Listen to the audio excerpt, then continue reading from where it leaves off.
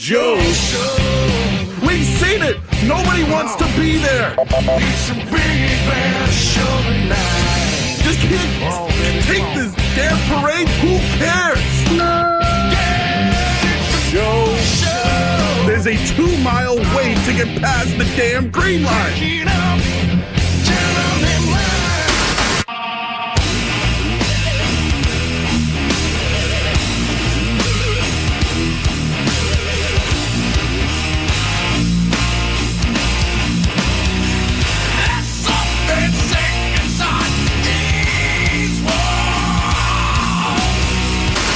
Anyone who gets hit by a bear in the neighborhood, call Joe Murray. I happen to trust Joe Murray. First time I ever met Joe Murray was...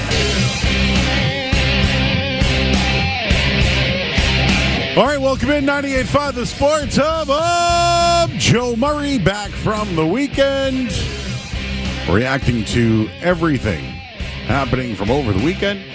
And what happened today over at Patriots Camp. We got you all night long here on 98.5 The Sports Hub. You can watch on YouTube as well. Just go to youtube.com and then search 98.5 The Sports Hub. Click subscribe. We got people already in there, huh? Oh, yeah, chat. Shout out to the old Twitch family. That is the voice of George Sepulveda. The one People's Champ, hosting the People's Show.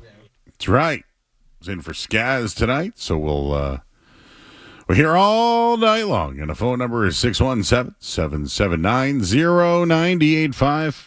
Got a bunch of stuff going on Twitter at Joey Murr if you want to check that out as well. But I just wanted to start with the Red Sox tonight, and our opening take is presented by Super Service Today, Massachusetts' #1 provider for residential and commercial plumbing, heating, cooling, and drain cleaning. Day or night, always done right. Visit superservicetoday.com. Well, the Red Sox swept the Astros this weekend. And if you think about it, coming out of the All-Star break, everybody talked about the vaunted schedule, right? Cubs, Phillies, Dodgers, Astros. Well, they came away passing the test. They went 7-5. The real crazy thing about it is the team has not had home field advantage for a long time. Playing at Fenway has never been truly an advantage for the Red Sox like it should be.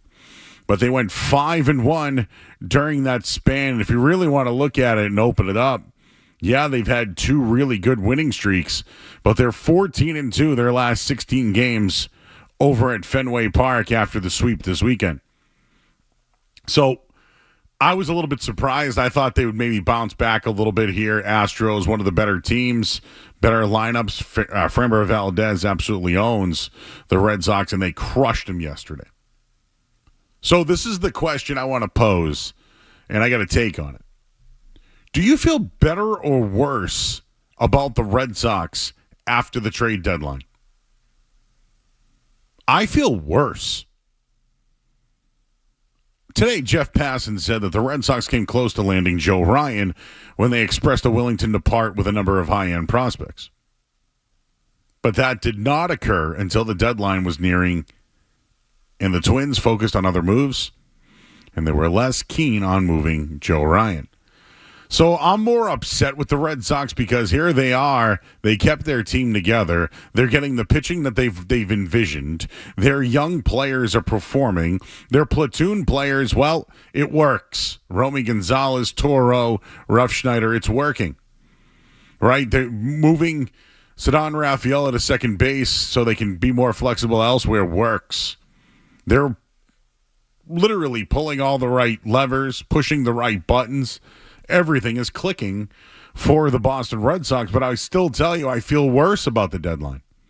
I feel like they could have capitalized on this. I don't know how long Giolito is going to do what he's been doing, or Bayo is going to be doing, or could they get what they got out of Cooper Criswell this week?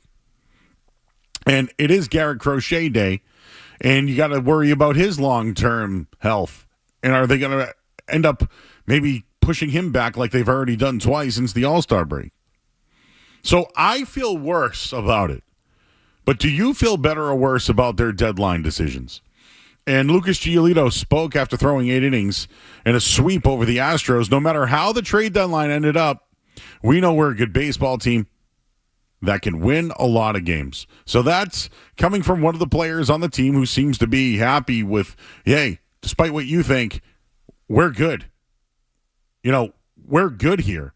We can still win games. I also wanted to bring this up. Last year, the Red Sox had a 5-2 record immediately after the trade deadline, and they finished the season 61-51. So this year, they won their first 3 games after the deadline, and they've swept the Astros, the Red Sox. They've now won 21 of 26 home games, and here they are now on another streak, winning 7 of their last 8 games. Now they're looking down on the New York Yankees, who are a game and a half back of the Red Sox.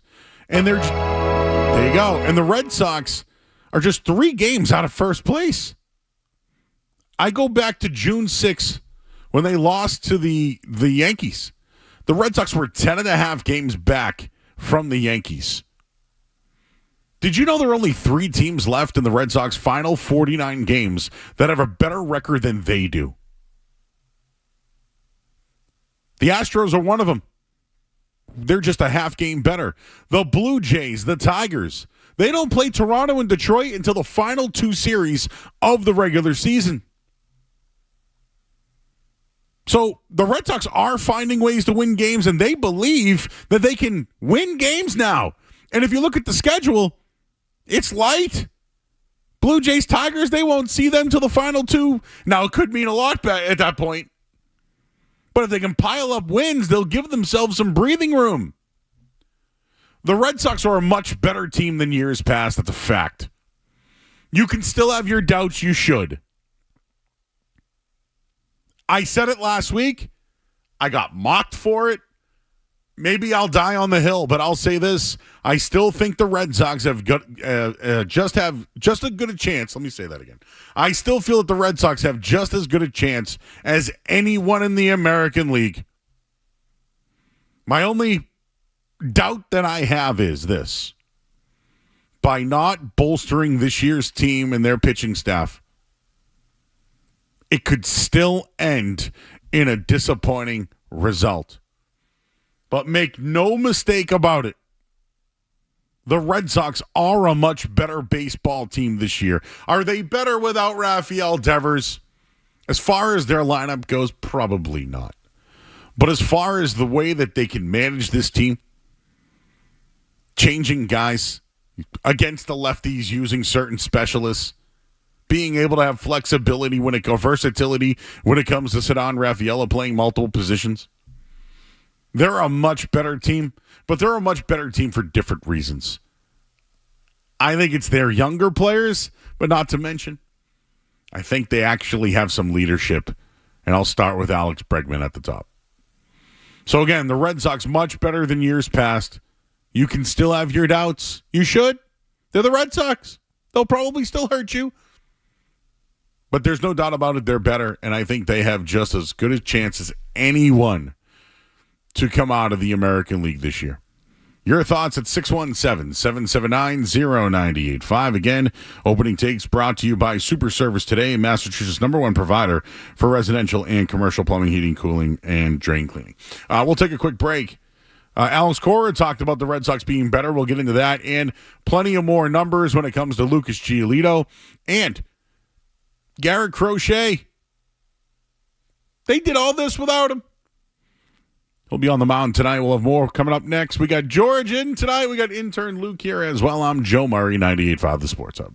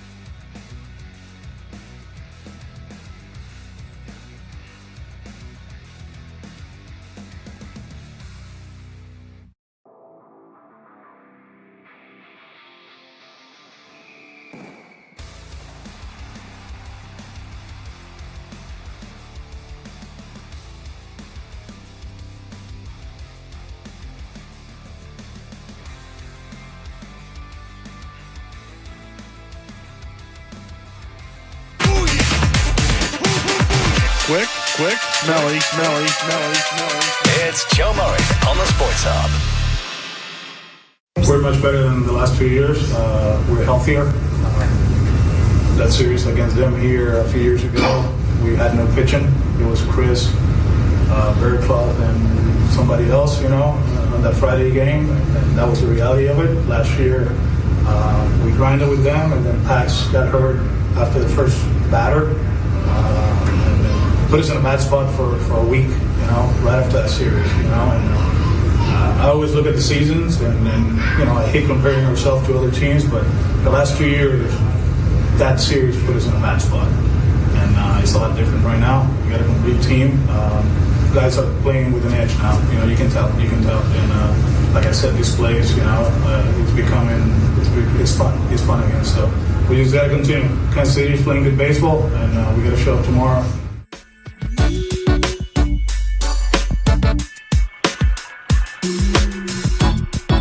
All right, back here on 98.5 The Sports Hub. I'm Joe Murray. We're here all night long. Got George Sepulveda. I can tell it's you, those beats. You know it, yeah. It's going to be a soulful hip-hop kind of a day. Well, get ready, everybody. It's a summer Monday here. First week of football.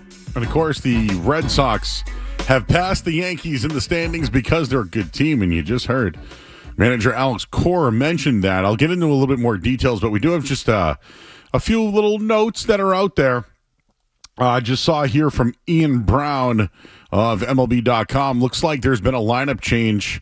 Roman Anthony has been scratched, so they put Abreu in right field tonight. So that's a late scratch, and I don't want to look into it, but he did hurt his foot a week ago, and he said he was fine and actually had a great weekend, too. But he's out of the lineup tonight. Maybe it's precautionary. Something may have happened, but keep your eye on that one. And the reason why I wanted to bring that up is Roman Anthony has been absolutely outstanding, right? He's been one of the biggest difference makers in the Red Sox and what they're doing, right? He's now reached base in 35 of his last 38 games. Since he took over for Rafael Devers at the top of the Red Sox lineup, only 3 players in baseball have a better on-base percentage than Roman Anthony. Nick Kurtz, George Springer, and Vlad Guerrero Jr. Think about that. This is the impact that Roman Anthony has made on the Red Sox. Out of the lineup tonight. No word yet on what the injury is, but we'll certainly keep our eyes on that one. Just to give you a couple other offensive numbers, I mentioned all the mixing and matching that they've been doing. And I got to give Cora a ton of credit because he kind of stressed, hey, since 2018, this is how I've operated. And it was a flex at the time, and I kind of questioned it, and I looked at it as, here they go, talking about the past again. But he's been going with Romy Gonzalez. He's been going with Ref Schneider. It's been working. But just to give you some of the numbers, OPS-wise, Romy Gonzalez is a 923 OPS. It's outrageous. Jaron Duran's at 895. How about Trevor Story, player of the week? Right? AL player of the week. Same thing as him and Durant. Same OPS. And then Ceddanne Rafaela, 873. So the last 40 games, that's what these guys have done the last 40 games. I should have been more clear on that. It's outstanding. The last 40 games, Roman Anthony's at 892. He's a rookie. He's been everything that's been as advertised. Maybe the power is not all there, but he crushes baseballs. Absolutely crushes them. Roman Anthony's first career walk-off hit. Probably should have mentioned that too, right? I'm in love with him, yeah. He started out with a little Jay Buhner stance. It reminds me from the left side of the plate. Has like a little tiny, with Jay Buhner? When he started, now I could see like the elbows up a little bit, Ohtani, like from him, left-handed side of the plate. I've been impressed with Roman Anthony. It's he's a stud. The team is going to build around him. He is definitely the pillar and the building block. But yeah, I'm kind of with you. I'm just down on the team from the Devers trade. It kind of signifies like a waving of the white flag, or But it's been the opposite. But they've played very well. I want to credit Cora. We talked about it over the weekend, Leroy and Cerrone. Didn't get to mention or credit Cora enough, though. I do want to give him the credit because I think it's a lose-lose situation for him. If we get the tailspin and the Red Sox get bounced out of the playoff position, I think that blame is coming his way no matter what. I'm glad you said that, George. Right. You know why? Because this was my take last week. I think Cora is in a great position, right? If they don't play well and they tail off once again, he can. Who's going to take the heat? Breslow and Henry. You would think. My fear is that we're going to have pitchforks and tridents, over fire Cora, and that camp will kind of get some steam. If the fire Cora stuff comes out, you know what you're capable of? Losing Alex Bregman. So what's more? Time. So I think that being successful, going for a playoff run, and all those things is better for the Red Sox because it will help them next year and in the future. You want a wicked big hot take out of left field. When it comes to Alex Cora, my biggest fear is that if the Red Sox do ultimately fire him, let's say this goes sideways and something happens, is that the Yankees will scoop him up and he would be the manager of the New York Yankees. That would be my biggest fear. They absolutely would do that. I'm sure the Mets will. I'm sure there are plenty of teams. And the Yankees are spiraling out of control. Yeah, again, I mentioned the June 6th, 10.5 games back. Now you're ahead of them. I wouldn't have believed it. Fireable offense. It is. Not to mention Derek Jeter called them out this week and Alex Rodriguez. They're playing fundamentally bad. So weird. You want another weird take? Again, I'm in a lot of weird, I read a lot of weird things. Yeah, Red Sox are an anomaly. I try to stay out of the local media and that. I read Reddit pages and stuff to that degree. I've heard the name Alex Rodriguez as the manager of the Yankees. That would be out there. He loves baseball though. When you hear him speak, he is an owner though of a basketball team. So I don't know how that. Can you do that? Anyways, I'm throwing it out there because you had a take, I got a take. Hey, we all got takes. Hey, the phone number again 617-779-0985. I mentioned that they did all this weekend without Garrett Crochet. They pushed him back. Brian Bayo's on the mound tonight, and they're 15-7 this year, and Garrett Crochet starts. And now should be better, right? And I believe right now they're 48-45 when he doesn't pitch, which I'll take, right? Yeah, I'll take it too. I'll take that. Name wise, right? Giolito's pitched out of his mind, and Bayo has been a solid 3. 4 and 5 we'll kind of see up in the air with Buehler and May, and hopefully not too many more bullpen games and the Criswell games of the world. I'm excited to see what Dustin May can bring to the table. Maybe solidify a 4th or 5th spot over Buehler. It's kind of the toss-up. Hopefully they're competing against each other. Well, I wanted to just mention Craig Breslow on June 16th. Quote, I do think at the end of the season we're looking back that we've won more games than we otherwise would have. And since the Devers trade, they're 25-15. The Yankees are 18-24. I do think that there is a real chance that at the end of the season we're looking back and we've won more games than we otherwise would have. So the Yankees are 18-24. The Rays are 16-26.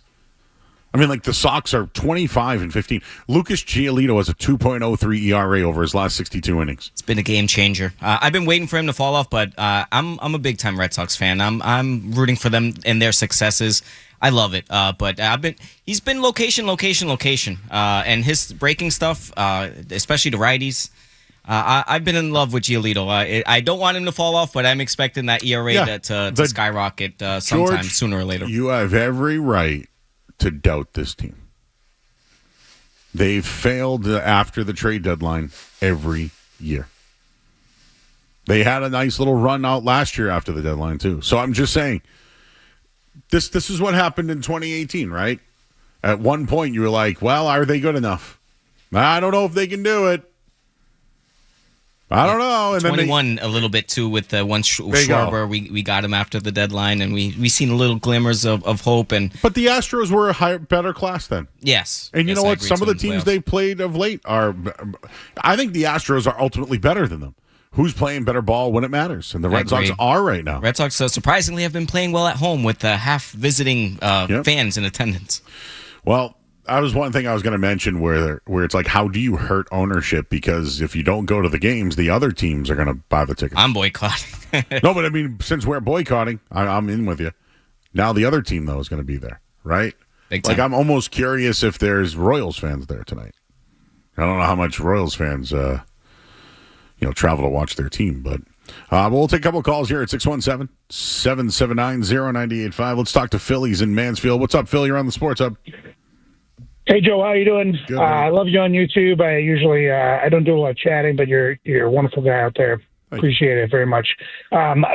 Real quick, I was listening last night. You and Liv Chats were so low on the Patriots coming back, and then with this Red Sox take, it's like you're so optimistic. It's kind of baffling, right? Because they don't have. If you told me at the beginning of this year, you trade away Devers, you lose Tristan Casas at first base, injury out for the year. Like, you would have told me that, I'd be like, no chance. But now you're telling me we're going to make it far in the playoffs. But I do have a weird take for you. Just real quick, and it's hard to compare both teams. The Red Sox have been on a trajectory up. The Patriots have on a trajectory down. Like, the Patriots just need building blocks. It's fair. So just so you know, what I mean about the take is the Red Sox have building blocks, right? The Red Sox have the building blocks. Yeah, they have the system. The Patriots think they have building blocks in Drake May, and we don't know. We don't know who Will Campbell is. Like, can Christian Campbell stay on the field? Yeah, they got blocks, but can they build them? Yeah, you're right. That is one thing. The Red Sox have a deeper system, so they have the depth. One weird take I wanted to give to you was this whole pitch stealing thing or sign stealing thing. I thought maybe like, you could put every pitcher through AI and like kind of send it through, send all your videos in, and then just send it back, and it'll tell you whether or not somebody's throwing a slider or a fastball. I don't know. What do you think about that? Like, Cora's really into this like analytics thing. Maybe he's trying to use AI, and now people are calling him out on that. My take is, Phil, I played ball 25 years ago, right? So we were doing this stuff then. They were doing it 25 years before that. It's probably different now. But how about when you're a pitcher and you want to throw a splitter, just don't show it in your glove. You know what I mean? And this isn't me, like, the Red Sox are playing better. So what's the one thing you'll point to? They're cheating again, right? And it's 5 times now they've been accused of doing something that's of gamesmanship. So my whole thing is, gamesmanship with the Patriots probably was looked differently, right? So I'm just saying that the gamesmanship the Red Sox have, maybe there is more to it. But I do like your idea of, AI, ChatGPT, things Use like it that. as you can, yeah. Yeah, maybe they are. But like, also, like, credit to the players. I mean, they're hitting the ball. End of the day, you gotta execute, right? This is what I mean about the younger players might not be as, like, they should be better groomed, right? In the minors, they're not. But what they can do is they can understand maybe when a leader comes in and says, "Hey, look for this," they know how to learn quickly. You know what I mean? So I think Bregman's presence. Together. I think Bregman's presence. Not to say they're cheating, but I think Bregman's experience in savviness is rubbing off on the team. Yes, definitely. All right. Well, love the show. Thanks for letting me on, buddy. Thank you. All right. Well, Andrew is in Plymouth. Hey, Andrew. Hey, how's it going, Joe? Long-time listener, first-time caller. Appreciate you. I have a Red Sox conspiracy theory. So, I don't know if you're into conspiracy theories or not. I love it. So, there's all these rumors about, all this, the salary cap potentially coming to baseball. And there's almost a scheduled strike, if you will, if that makes sense. And I'm curious if you think the Red Sox, like, with that whole Devers debacle, I was wondering if you thought that plays into that conspiracy, that they're dumping money in preparation for this strike. Correct, I do. I fully 100%. I don't even think that's a conspiracy, bro. I think that, whatever happened between Rob Manfred and Bryce Harper, I think I've never heard of a player and a commissioner having I can't believe he didn't get fined for that, I know. to be honest with you. But I don't know. I just Talk say about at the sticking same it to the time. man. Yeah, no, sticking it to the man. But I will tell you this, though. I think that in baseball, there are some people that feel as though, wow, the Dodgers spend so much money because they can. And I think like Minnesota's looking at it like, man, we have no money. We need to save. Like there's teams around the league that are like, well, we could do it, but why don't we just pay this because wow, these things could really. You're right. To your point, I think that this is all leading to a work stoppage. And when it was the NHL, the league was bad, right? They had problems. Yeah. And the baseball doesn't have problems. They have the money. It's really about how much the owners want to make and what they don't make. Yeah, and that's what's so frustrating about the Red Sox is that, talk about one of the biggest markets in all of sports, any sport. The Boston Red Sox. NESN is a channel on every single cable network across the country. And I kind of buy into the idea of about the whole Liverpool thing, and he's putting all his money over there. But I don't know. I just think it's a no-brainer myself. I just think that they know it's coming, and why trade Devers for a bucket of baseballs?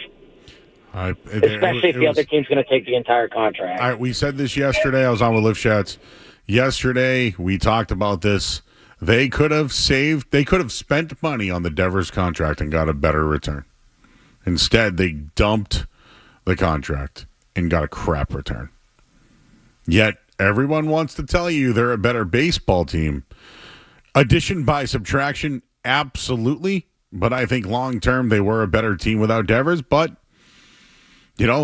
I enjoy watching them more. I do think they have the manager that can mix and match, and I'll tell you right now, they're absolutely crushing lefties at the moment. Trash can full of weapons. I'll give you the update here. But again, when I say that the Red Sox crush lefties, second in the league in average in OPS, and they just crushed another lefty. I'll give you the score and the headline here. I'm Joe Murray, 98.5 The Sports Hub. Sports Hub headlines presented by Celsius Energy Drinks. Red Sox have a 2-0 lead right now, bottom of the first inning. Rob Ruffschneider, an RBI single in this one.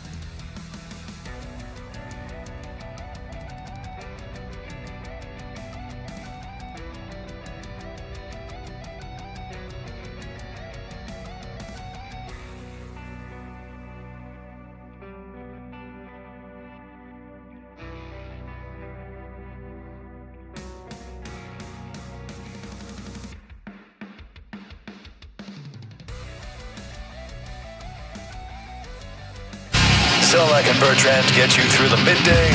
Joe Murray gets you right through the night. I actually spoke with women today. On the Sports Hub. The offense had some issues. They were kind of sloppy, a couple of interceptions. Ramondre put the ball on the ground. Just curious. Yeah, the turnovers. I thought we did some really good things and tried to show them that. The turnovers are certainly going to get us beat. We had some passes that should have been caught. We had some, I would say decisions, right? I think, and hopefully, when we ask a receiver, run a play like that if it's not there, there's other ways to get out of the play. And he could continue to run.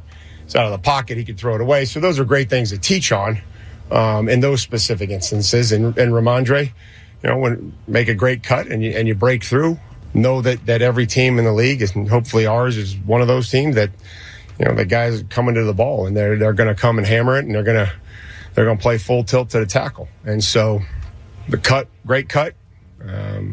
Good job in the open field, and fortunately we'll have to continue to rep that and take care of the football.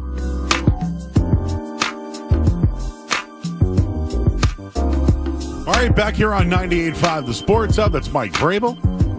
Talked about turnovers, talked about Ramondre as well. Clean slate. I want to touch on some Vrabel stuff in a minute here, and again, the phone number is 617-779-0985. I just wanted to let you know in the next hour, we're going to talk to wrestling icon, current TNA Tag Team Champion Matt Hardy. He joined us last year on the show, and he'll be joining us tonight, 8:20, and I'm going to bring James Stewart in studio. So he'll be sitting in. Tomorrow night, we'll have Kendra Middleton in studio. So trying to get more people if they're available at night. I know summers can be tough, but so stay tuned to that. We'll have Matt Hardy coming up at about 8:20 tonight. He's got a big event coming up this weekend at Kowloon. Live show, him and his brother Jeff, the Hardy Boys. So he'll be joining us in just a little bit. Again, the phone number is 617-779-0985. We do have an update on Roman Anthony. According to Jen McCaffrey, the Athletic, scratched with mid-back tightness. So that's not good. You got to watch an old back, especially if you tighten up. So I got to watch that one. Keep your eye on it. But if it's tightness, maybe go home, take a couple of these, and you feel good. Also should mention, the Red Sox have opened this thing up. 3-run homer from Jarren Duran. Guy is on absolute fire right now. And they moved him down in the lineup tonight. 3-run homer. 5-0 Red Sox, top of the second inning. Brian Bayo on the mound, cruising right now. So that's your Red Sox update at the moment. Mike Vrabel did talk about turnovers in the season ticket practice the other night. That was one of the things that was discussed. Drake May threw 2 interceptions. Even Ramondre Stevenson fumbled. So that's one of the keys to the Patriots this year. Now, I'm not huge on Josh McDaniels being back, but if there's one thing I know Josh McDaniels is good at, is coming up with plays that are low risk when it comes to turnovers. So if that's something that they can do, whether it's short passes, whatever, I think that's really good for Drake May. My only concern is this guy's an athlete. Yes, you want him to be able to stay alive a little bit more for plays downfield or make throws with his arm. I think he's a true athlete, meaning can run the football. So I don't know how much a shorter or a West Coast type offense or short pass type offense. I don't know how it works for Drake May. I don't know. I really don't. So I'm excited to see it this year, but the turnovers, they turn the ball over more. They're going to lose. The less they do, they'll be in mostly every game. Our intern, Luke, was at Patriots camp today. One thing that's great about being an intern is they let our interns go to camp. I know you went last week, Luke. You were there today as well. What was the skinny? I heard it was hot down on the field today. It was hot on the field, but it was nothing like last time I went 2 Fridays ago, 10 days ago now, which was it was a 98 day, 95 right? degrees. So today was hot. I mean, as you mentioned on the field. It was hot down on the field, but nothing like that last Friday. Terrell Williams, the defensive coordinator, fell or walked off on his own, but he was dealing with a medical issue. I know the off season. Did you see that? I know that he he's coming back from a health thing, so that's why they were saying it was really hot on the field today. Did you see this at all? This is actually the first time hearing. Okay, yeah, I didn't see it at all. No. I know someone got hurt too. Yeah, Dial, I believe. Yeah, he got carried off. Yeah, that he's been getting a lot of reps for like too. 5 minutes. Yeah. It was just a scary moment. Yeah, people initially thought it was Duggar, but it ended up being Marcellus. Is that Marcellus Dial? Yep. Yeah. Yeah, he's been getting reps without Carlton Davis or. Yeah, Davis is out today. Or Gonzalez. Yeah. So. Yeah, Davis was in pads. Mm-hmm. He came out in pads. Christian Gonzalez showed up very late, not in pads. I did not see Will Campbell at all, but Will Campbell was at practice. I just must have missed him. Okay. Anything that you saw? Were they doing short passes, working in red zone? They did red zone at the end. They did a good amount of red zone for the fans at the end. What'd you see? So I've read the defense was really good today. Yeah. Was the offense sloppy? What'd you see?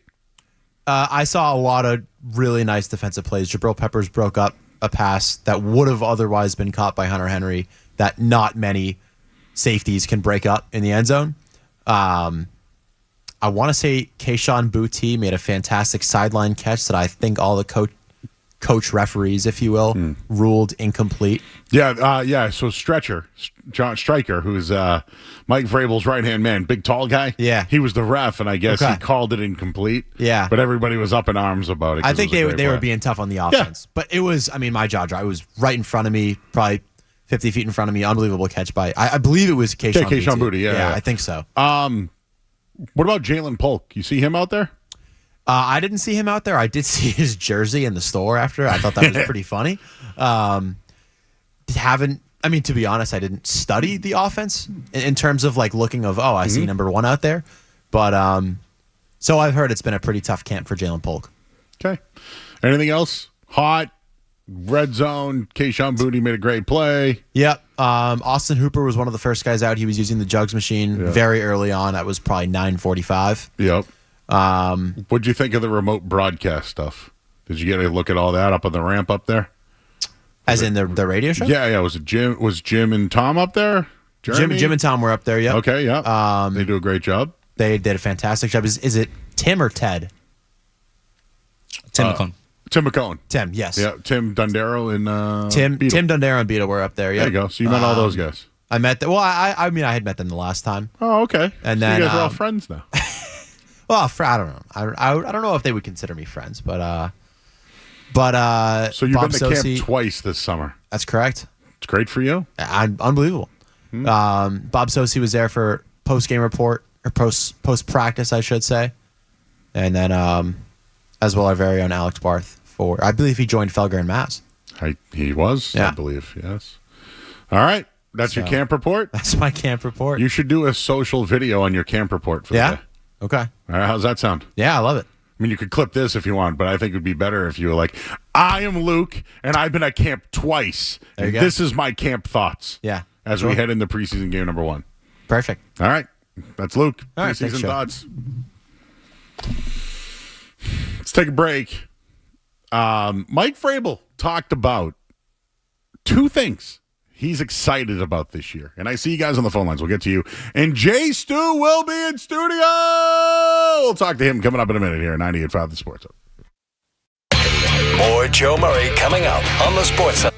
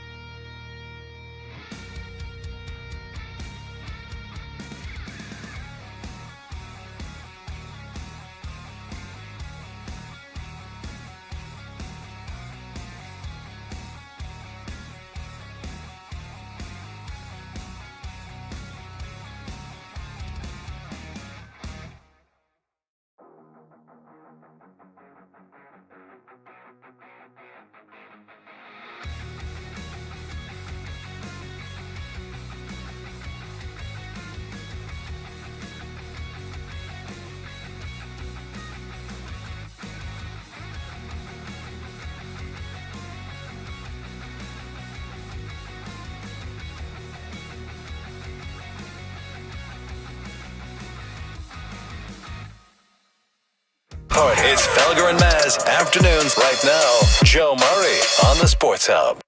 Now, what players do you think are going to be key for your success this year? Well, I mean, we need a great quarterback play in the National Football League, just like everybody else. Excited about where Drake's at and the offseason that he's had working with some of our new players, working with Josh McDaniels. I think defensively there's a lot of guys that, I'm excited about. Christian Barmore. It's some health issues last year with the blood clots, and I've seen him work extremely hard, and just his energy and passion to get back has been really fun, and the way that he practiced in the spring. And so I'm looking forward to seeing Christian just be able to play football. All right, that is Mike Vrabel on what he's excited about this year. That was with Frank the Tank from Barstool. Frank Fleming, for those who know, he's a big Mets fan. You've probably seen some of his freakouts. But he had to sit down with Mike Vrabel. They went for a walk and talked about a bunch of things, but one of them was what do you believe the key to success this year will be, and what are you excited about?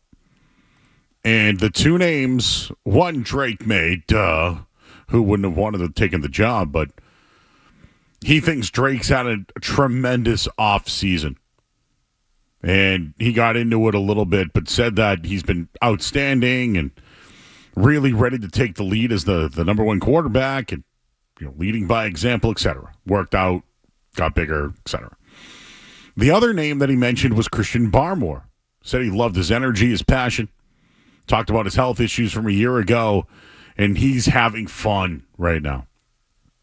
Today, after practice, Mike Vrabel on the other side of the field working one-on-one with Christian Barmore. So this was from last Thursday, this walk that they had. So I just want to mention that it sounds like this is one of Vrabel's binkies. I think he looks at Barmore as a guy that could be a true just wrecking ball. And let's not forget, he's coached some pretty good defensive linemen in the past, not to mention his time with with Ohio State. But when you think defense and you think about the defensive line of the Titans, there's no doubt you'll think of Jeffrey Simmons. Now, I don't know if that's what Christian Barmore can be, but at 6'4", 300 pounds, Barmore at least has that size, right? So he's high on him. He's a high draft pick. He can change what they are as far as their run blocking ability. He can even pass rush a bit. And with Milton Williams in there, they need those two anchors up front to stop the run. And it could make a difference for their linebackers and run stuffing, not to mention their secondary. He's big on Barmore. Love that. Love to hear good things about Barmore and progression and having fun again. We can't forget that this guy was an elite player at Alabama. And he was pretty good until he got hurt or until he missed time. So, love to see that they're working together. We'll have more on Frank the Tank. Again, the phone number 617-779-0985. Let's welcome in Jay Stu. His name is James Stewart, executive producer of Felger and Maz.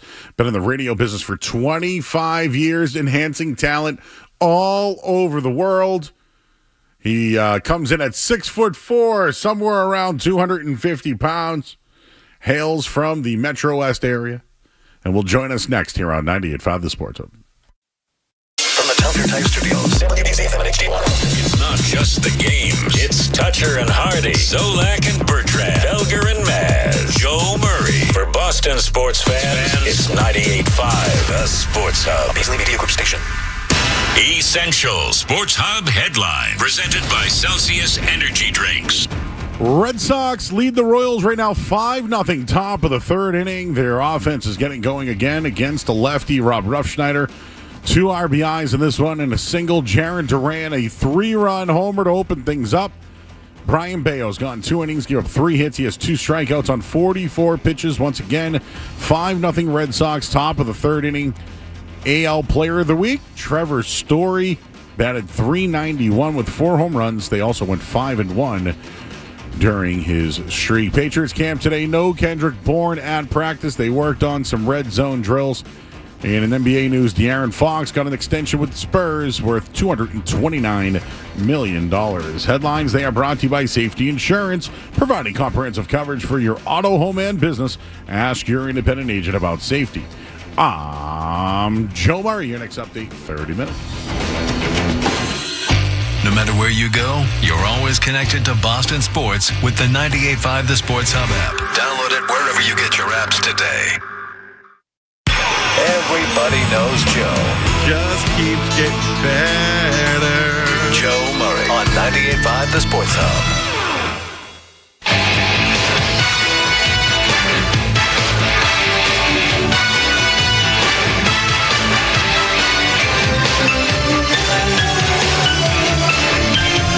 Hour 2 of the Joe Show. James Stewart in studio. Hi, Joe. Welcome, sir. How are you? This is the first time I think you and I have ever sat next to each other inside a radio studio. I think that's accurate because I think we've done the Stick to Wrestling podcast over Zoom.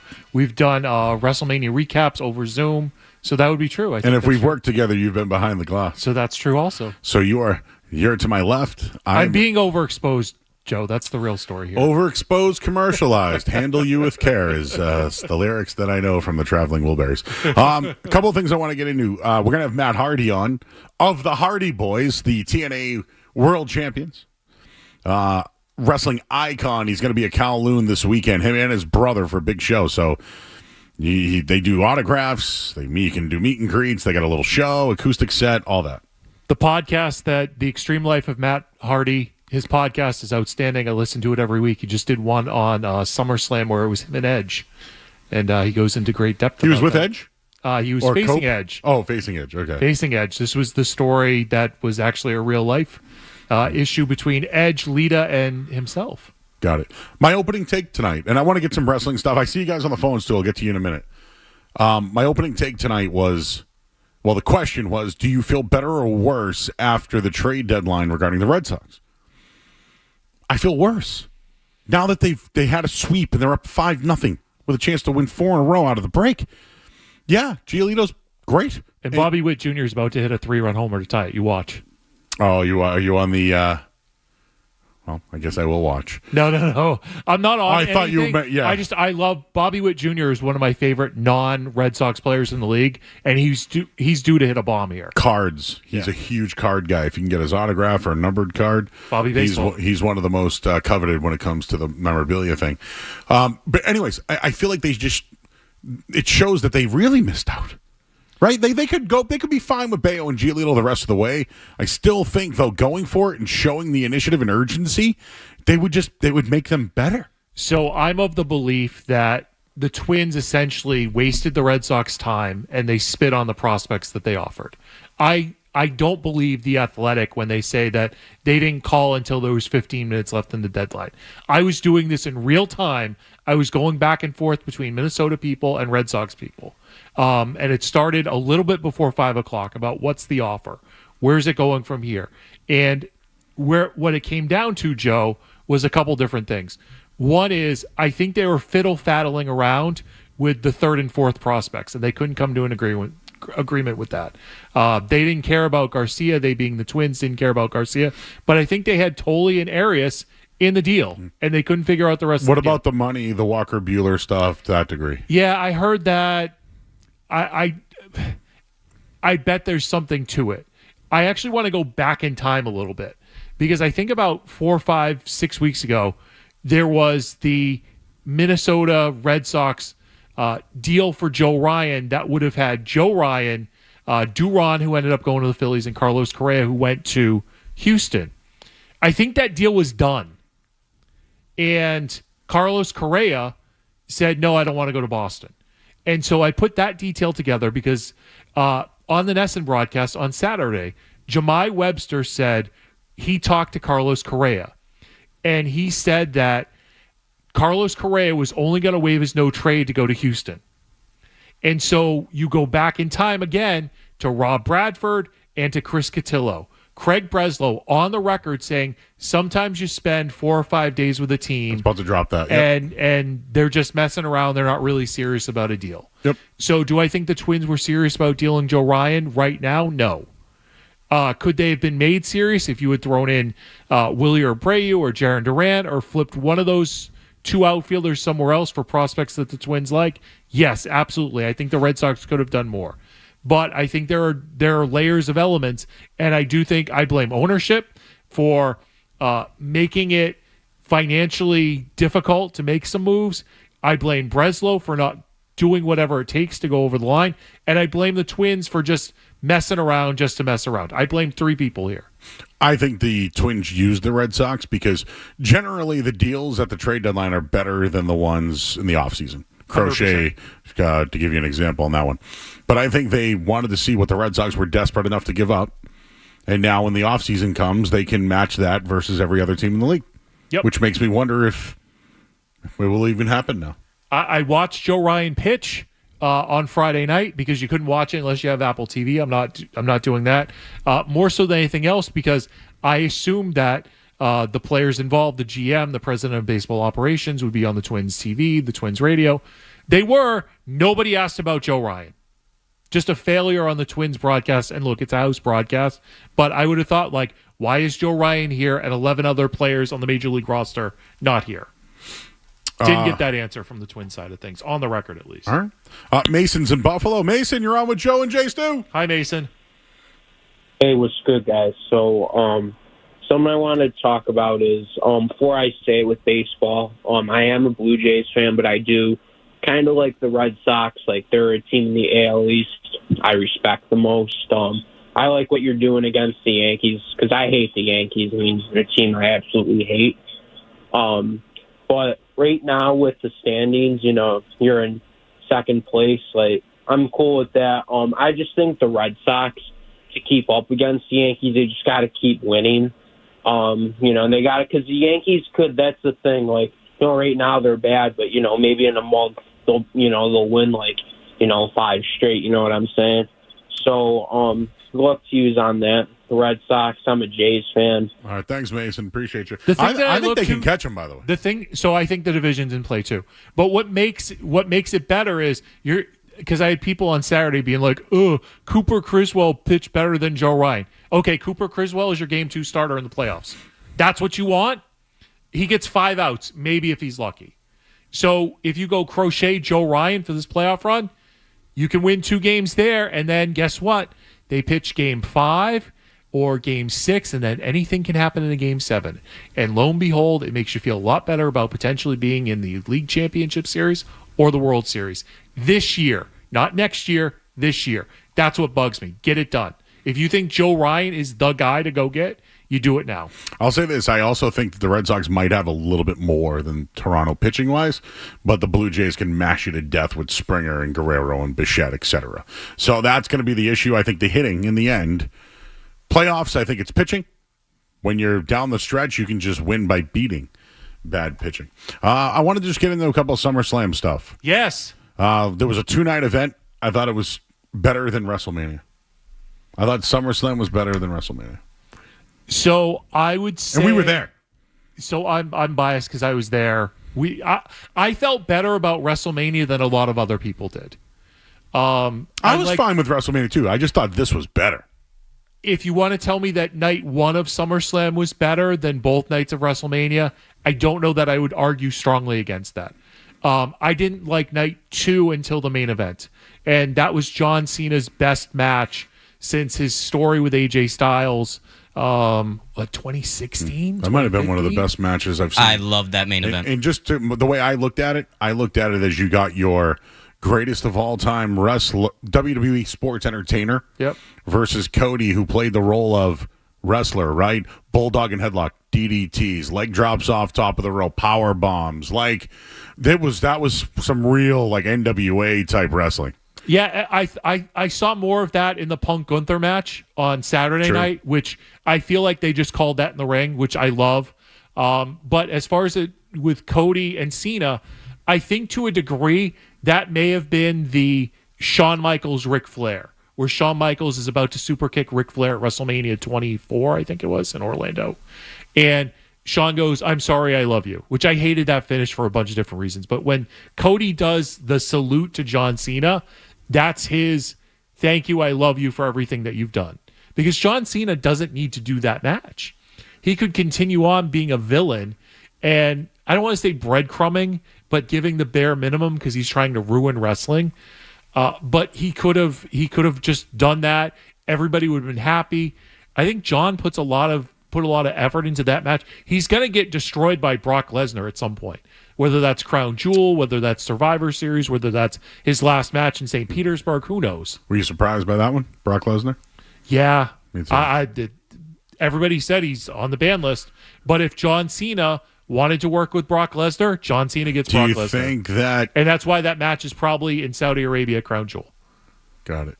That's what I think. I don't know that. I liked the new setup that they did after the show, but it looks like they didn't want to answer questions. Oh, I 100%. It's a bad look, but I don't think that they ever wanted to do the press conferences, but because AEW was doing them, it's like, oh, let's try this and see what happens. So my understanding is the media was notified that there would not be press conferences Friday when they picked up their credentials. Okay. You know what? Just to say and so that brings a whole nother dynamic of like there are people who travel just to get that type of access to things. And so now you're going to have less media coverage, which maybe that's something that you want. You don't want as many. They want the viral than the media coverage. Yep. Because again, we go to these events. So when we left this year, remember there was something going on stage. My only thing is, we tried to get out of New York a couple of years ago. Well, the bus saved our life, but the other people, like friends we know, like Sudakov and guys like that, they couldn't get out of there. So I wasn't with. I left after Kofi won the title. That's right. You got the head start. Yeah. When Kofi won the title at 10, I was out. I heard Samoa Joe's music play to come in. And then as I'm still walking out because the match was 60 seconds and Samoa Joe wins the U.S. title. Odd week for WWE, not to make it political, but, you had the Hulk Hogan stuff. Yep. Triple H is at the White House, and then they bring in Brock Lesnar. Yep. It's WWE's really touch. And what I mean by a jelly roll was there, right? Yep. Cardi B was you want to talk about touching like every type of fan or entertainer. This is what WWE is doing right now. They are looking at the big picture because WWE in and of itself is a very profitable company. But what they have is TKO, their parent company, owns 3 or 4 different entities like UFC. And I think those are all money-losing ventures. So they're trying to drip everything, squeeze everything out of WWE so that they can cover for the misses on the other side of things. All right, well, we're going to talk to Matt Hardy, everybody. He is one half of the TNA Tag Champions. You'll know him and his brother, Jeff. They have a show at Kowloon this weekend, but Matt came on with us last year. That was the Stick to Wrestling podcast, right? We aired it on your show. We did air it live. I just didn't know what... I think I had... I don't know which one of us led. I don't care who leads. Cross-promotion. Yeah. Cross-promotion. But I can't wait to hear from Matt Hardy because the guy's done it all. So we'll take a quick break here. You're listening to 98.5 The Sports Hub. Don't go any...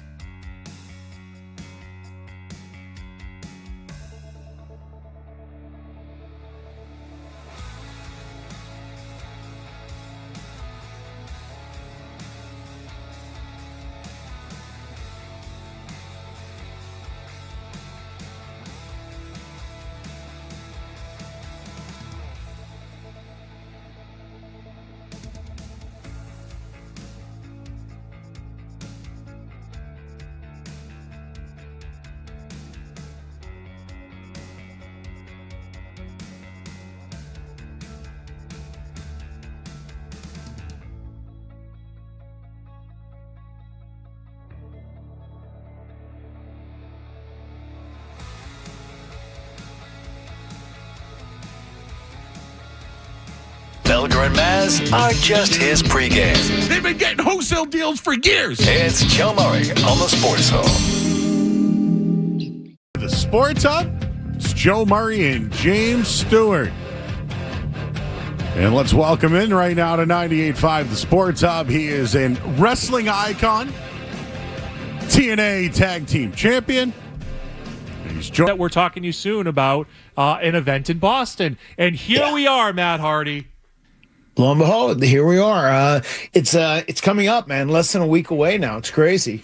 And this last weekend for me was just a madhouse as well. I did WrestleCon. We had a Hardy party. I showed up at GCW. I did some production stuff for WWE. I did some media content. And then lo and behold, we ended up the whole weekend with showing up at SummerSlam. So it was a very good weekend. Yeah, I just wanted to follow up on that. Some people saw you guys backstage, and they were like, "Oh, could they be involved in the tables, ladders, and chairs fight?" And you guys were great. You came out. I saw your promo on it. You got a chance to watch the match. You were highlighted in front of all the 113,000 that they had this weekend. Well, what is that like, having that TNA WWE? I don't want to call it a partnership, but that relationship where they can still honor you and you guys can still be featured on their television. It's really cool. This kind of came about last minute. We talked about it for a couple days. It happened just spur of the moment, early that morning, Sunday morning, and it was able to work out. We were doing a signing for a collectible shop, Pandora's Box, which was massive and packed, and we had to burn through the line to delete it to make sure we could actually get to SummerSlam, and we did.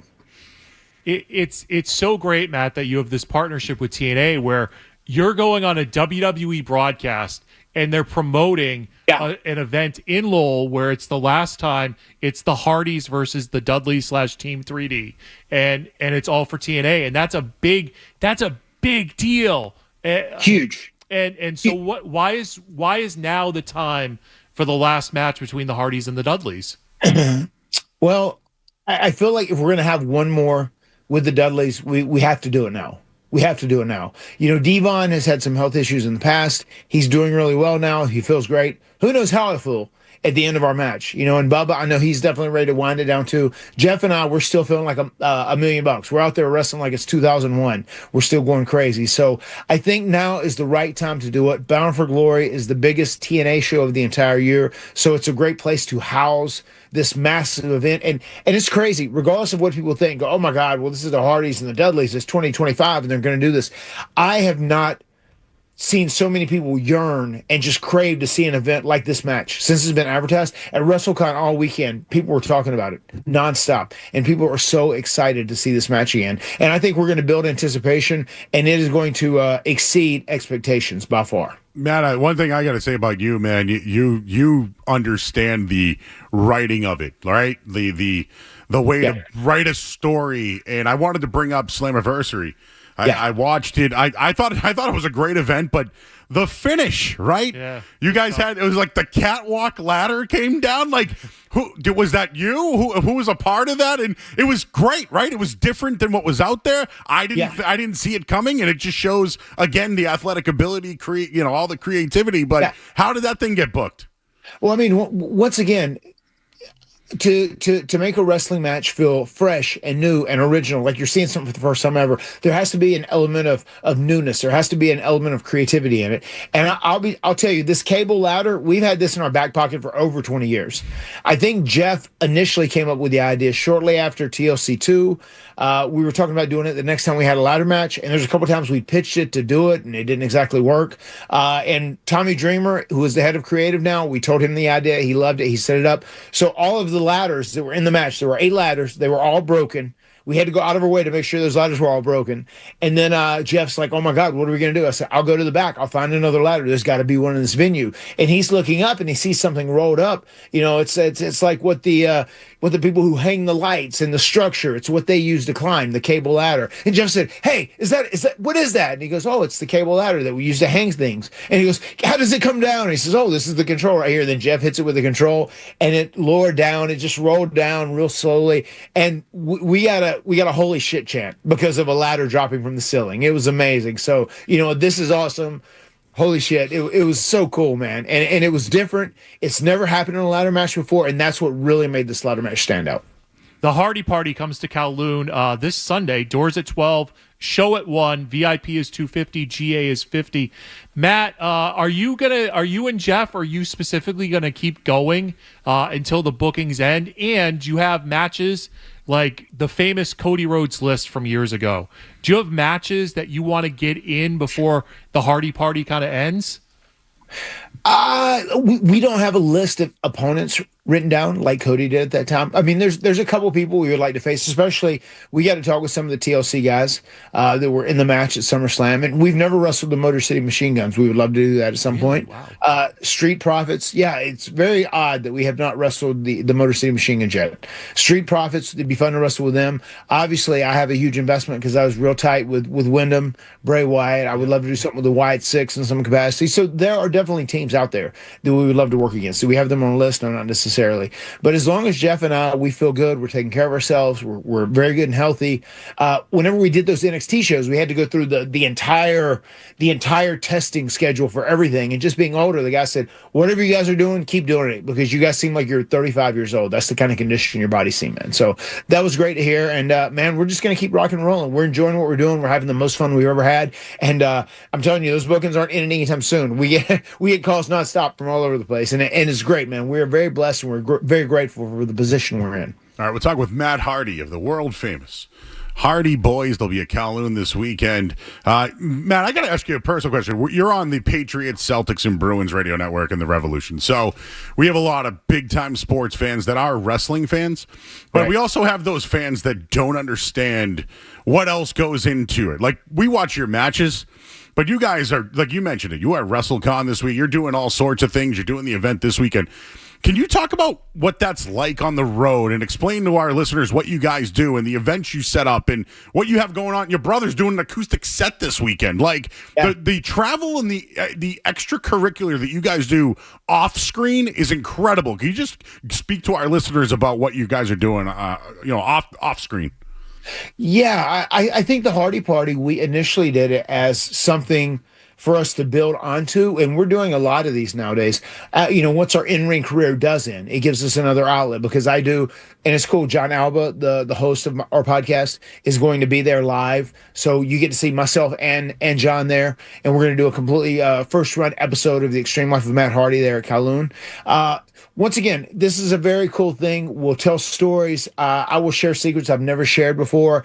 It's very interactive. I'll be willing to answer questions from the crowd, and it's really fun. Jeff does these acoustic concerts, and I'll show you. I love watching Jeff do these because he is so passionate about it. It reminds me of when we first started wrestling in the 90s, and he's in the middle 90s, about to make it to WWE. That's where he's at in his career, and he puts so much passion into it, and he loves it so much, and you see him at a very vulnerable state. So these things are great. They're great extracurricular things for us to do on top of our wrestling to build for later down the road. But man, the travel is tough. Especially I have 4 kids. They keep me busy. They are a full-time job in themselves. And we'll be getting up 4:30 a.m. Saturday morning, jumping on a plane. We're flying to Boston. We're heading up to Maine where we're actually wrestling with Limitless Wrestling. We're wrestling a WWE ID team, Swipe Right. We're very excited about that match. I've heard a lot about good things about these guys. They're pretty talented. So we're going to be doing that. And anytime, if you're a sports fan and you don't get wrestling, wrestling is a sport in a capacity, but it is also entertainment in a capacity. And it's kind of where it's where worlds collide. There's entertainment and there's athleticism, involved in both ways. And it's like the beautiful mix of it. And I think that's what makes it a beautiful art. When you call it sports entertainment, that truly is what pro wrestling is.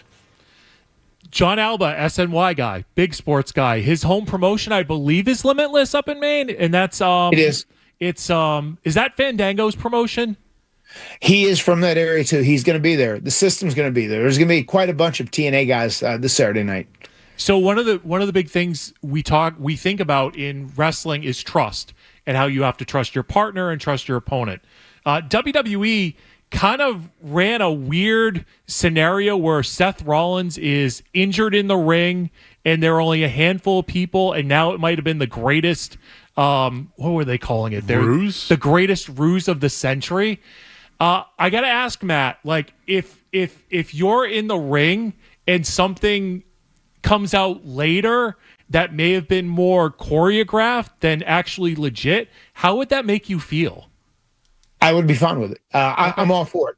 I think that's where professional wrestling has to go, because there's so many stories that get leaked, and I think it's, as more people are opening their minds and opening their eyes to the business and know how it works, they're giving you Unreal. So I think that gives them a little bit more room to kind of manipulate those stories. And the more we can blur fiction and fact, that makes pro wrestling better. The best thing pro wrestling can be is unpredictable. If you're not sure what's going to happen next, that's when it's at its best. And I absolutely love the Seth Rollins thing. I think it was a stroke of genius, and kudos go out to everybody involved. It gave everybody in that stadium on Saturday night a true moment. And Seth Rollins did avenge Jeff Hardy being cashed in on by CM Punk. It's so funny. I put that tweet up as a joke, and it went viral. It's got 10,000 retweets or whatever. It was the exact same scenario, though. Yeah, it's the internet's a weird place. Things that you think go one way, and people don't understand when you're joking or when you're being serious. But Matt, did you watch the full Unreal series, and what'd you think about it? I have seen episode 1. I've got 5 or 10 more minutes in it. I watched the first episode, and I enjoyed it. I didn't see a ton of things that haven't been revealed at some point in the past, but I am looking forward to watching the whole thing. And I don't think it's going to be damaging to the business, especially older people, old timers, where the business was such a different animal. I think, if anything, the people that are diehard wrestling fans, especially the people that are on the internet, that are trying to get the inside scoop, that want to know the inside intel and whatnot, I think it's going to leave them very intrigued. So I think it's going to be a positive one. I watched the full thing. I enjoyed it. I actually enjoyed the most of it, where Triple H takes over the main talent, and he's just walking the truck through everything. Right. He's telling them, hey, Cody's going to tell The Rock to F off. Let it go through. He's telling the truck, like, there's going to be a promo here, get this shot here. I found it fascinating, and how good somebody who you're familiar with, how good a producer Michael P.S. Hayes is. Yeah, he's the best. I got to chat with him. We chatted with him for a long time yesterday after we got to the building, so it was really good to catch up with him. And he is a brilliant mind. Also, I got to shout out Shane Helms. He is a Michael Hayes in the making. He is a brilliant mind as well, and he's killing it right now in his role as a producer also. Hey, Matt, I wanted to ask you about Jeff and his journey and where he's been. There was rumored that he could have been at WrestleMania this year. They went with Joe Hendry instead. That's a rumor. I don't know if that's true or not. Can you validate that story? And, look at Joe Hendry and what he's doing right now and everything to that degree. Can you just talk about that, just the crossover that is happening between TNA and WWE? Yeah, I mean, the crossover is amazing. And, we have spoke with WWE about doing additional things with them, too. I mean, it could be NXT, could be main roster, who knows? And I think it's also very beneficial to wear a WWE legacy act, no doubt about it. So there is a lot left for us to do there. And I think when it's all said and done, we probably want to end our career at WWE and do the Hall of Fame. Whenever we are ready to hang it up, we make that ultimate decision. Ooh, who'd let you in, by the way? Who'd you want to induct you? I would want Michael Hayes to. He would be my first pick, because Michael Hayes is the guy that first took us under his wing, and that Vince stuck him with us to learn from him, and we learned more from Michael Hayes than we did any other individual in pro wrestling, and we'll always be grateful. We call him our wrestling daddy, and he is in many, many ways. Yeah, and I didn't mean to cut you off, but anything to that WrestleMania Jeff Hardy thing? Yeah, no, there were a few names on the list, and I think both of our names were on the list. Wow. So awesome. It could have been several different people, and I know there's some people that they could have returned and showed up, but Joe Hendry ended up being the person they went with, and I think they wanted a more lighthearted, feel-good moment with the whole Randy Orton scenario, and I thought it was great. It worked wonders for Joe Hendry. I can tell you this, the next 2 or 3 tapings we did following that, his post-show meet and greet line got much longer, and he got more popular. I mean, he was on WrestleMania, which is the biggest event in pro wrestling every single year. So that's a benefit, no doubt. Sitting ringside, seeing a 6-team TLC, did you get the itch to get back in there and pull a WrestleMania 33 repeat where you're the surprise team and you end up going in there and winning it? Oh, we were ready. I mean, they asked us, they said, would you ever do another TLC? I said, brother, we were ready to go tonight. If they wanted to make it 7 teams, we had our gear with us, brother. We were ready. One of the best pops, right? Yep. By far. We were there, Joe. Yeah, we were there. It's by far one of the best. Hey, Matt, I have one more thing for you, man. Can you think of anybody else who has wrestled in the biggest promotions, TNA, AEW, WWE? You're one of the only guys that I know that has experienced all of that. Is there something that you could take away from each promotion that you can carry with you to continue to keep progressing in your career? Yeah, I mean, pro wrestling is just like life. Life is a constant evolution, and you constantly change. And I feel one thing I've been pretty decent with over the span of my career is being able to evolve and do different characters. You know, when the internet started getting hot and popular, and I remember there were people in WWE told me, said, Matt, I got to tell you, I think you're putting too much thought into this internet. It's never really going to be a big deal when it comes to pro wrestling. Lo and behold, did that change, because that wasn't the case. But, you know, I did Matt Hardy, version 1, the Sensei of Mattitude, and my entrance was even like something from the internet, you know, and it had the Matt fact and everything else. There was a point where the guys had gotten so athletic and so many people were killing it and doing great things, and they were much smaller in size. I said, let me do a throwback to like the Magical Undertaker and Papa Shango when I started doing Broken Matt Hardy. That was my original inspiration for doing that. And then I took stuff from Dexter and True Detective and True Blood, and I created that character, and that ended up winning over the wrestling world as well. So I think anytime you go to any company, you just look at what's going on there. You look at what's current in pop culture, and you look what is current and cool with the wrestling fans, and then you learn how to adapt. I feel like I've been pretty good at doing that. You and Matt Cardona, you guys are the ones who use the internet to your advantage, and you guys should get the most amount of credit for that. Thank you. All right. Very kind of you. Well, let's put some asses in seats, huh? This Sunday. Yeah. Yeah, man. The world famous Kowloon's turning 75 this year, Matt. So they've been around forever. They've been had a relationship with wrestlers for literally that long. Yeah. Doors open, noon. Everybody get the VIP. Just get the VIP. You get to sit up front. You get to meet the guys. You get to talk, and it's an awesome time. We saw you last year too, Matt. It was awesome. Show starts at 1:00. You can get your tickets. KowloonRestaurant.com. I know Jeff's going to do a live acoustic set after. I saw that show in Dallas a couple of years ago. He was with Bischoff and a couple of other guys. So Kowloon website, go to KowloonRestaurant.com. Matt's going to be there. Jeff's going to be there. Anything else, Jimmy, you want to add? Well, I'm somebody who I still call people. So if you want to call the Kowloon, 781-233-0077, and you can actually talk to a real person and give them your credit card information to get VIP tickets or a GA ticket. And Matt, you're going to be in Maine before you guys do the show, right? We are, yeah. We're going to be there wrestling Saturday night. We're going to drive right back down to the Boston area, and then we will be there bright and early Sunday morning. And like you said, doors open at 12. I'll kick it off with a podcast. We're going to be doing a brand new first run podcast episode right there, and then Jeff's going to be doing that acoustic concert, and then we're going to be doing what we call a meet, greet, and delete, because we're going to delete the line. And one thing I can tell you, which is very advantageous, because the area in there isn't massive. They're only selling 120 VIP meet and greet things to meet myself and Jeff, and those are almost gone. So I would recommend getting them as soon as you possibly can, because often if you come out to CSA, if you're at Rhode Island Comic-Con or a Comic-Con in Massachusetts or New York Comic-Con, a lot of times our line is 3-4 hours long, and it's going to be a much shorter line. You're going to have a much better opportunity to meet us and interact with us. So this is the kind of intimate moment you want with Matt and Jeff Hardy, I promise. Well, he is Matt Hardy, one of the greatest of all time. I'm going to give you that one as well, and you'll have a nice intimate experience this weekend. Kowloon in Saugus, KowloonRestaurant.com. Matt and Jeff Hardy will be there live.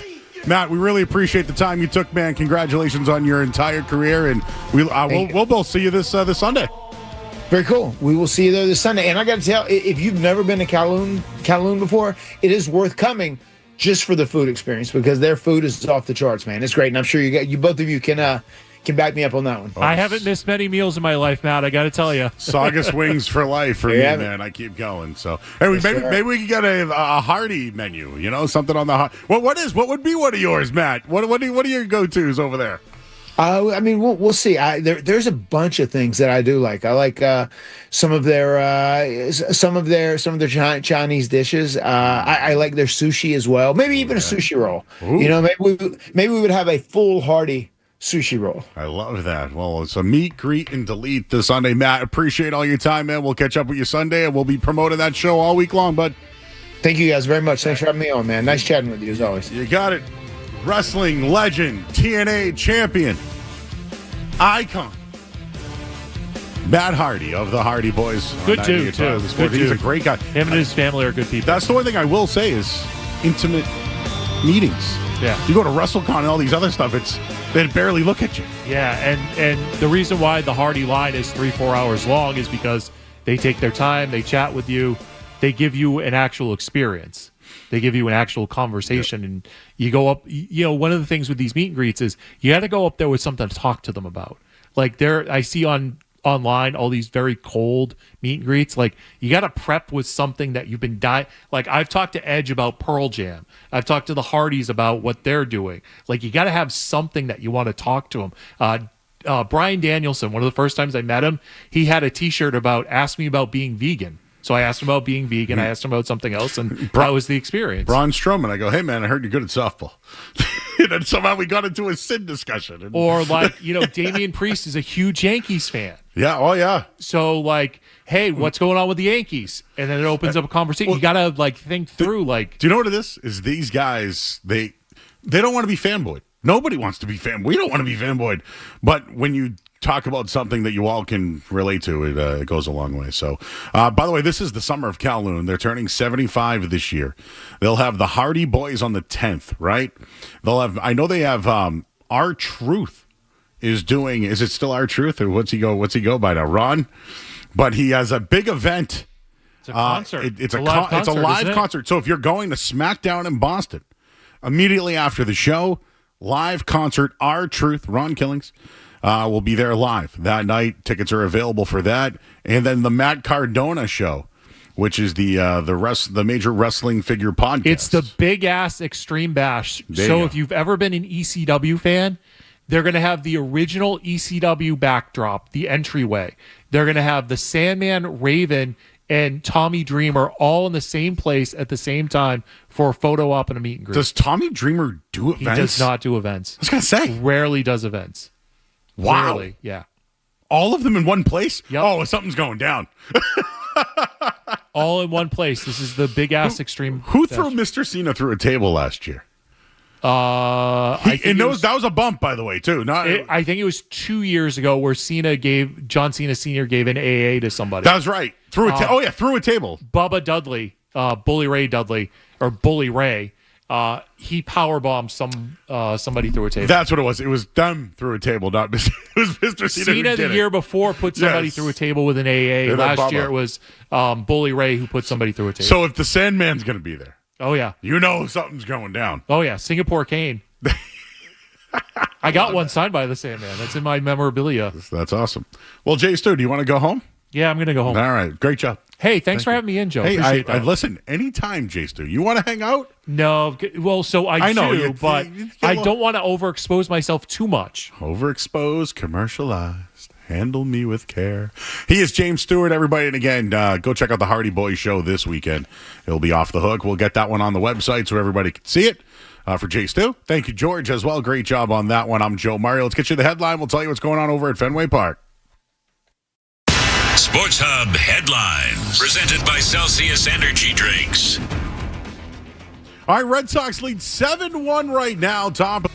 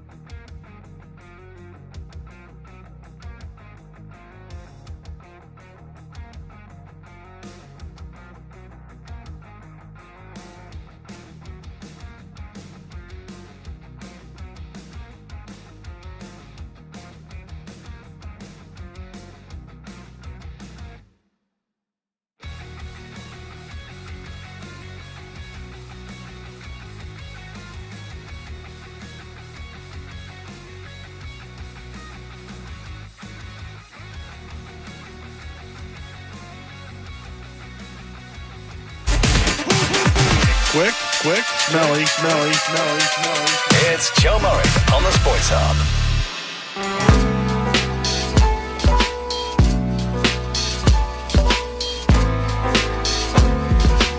All right, back here on 98.5 The Sports Hub. We got In or Out coming up in a bit.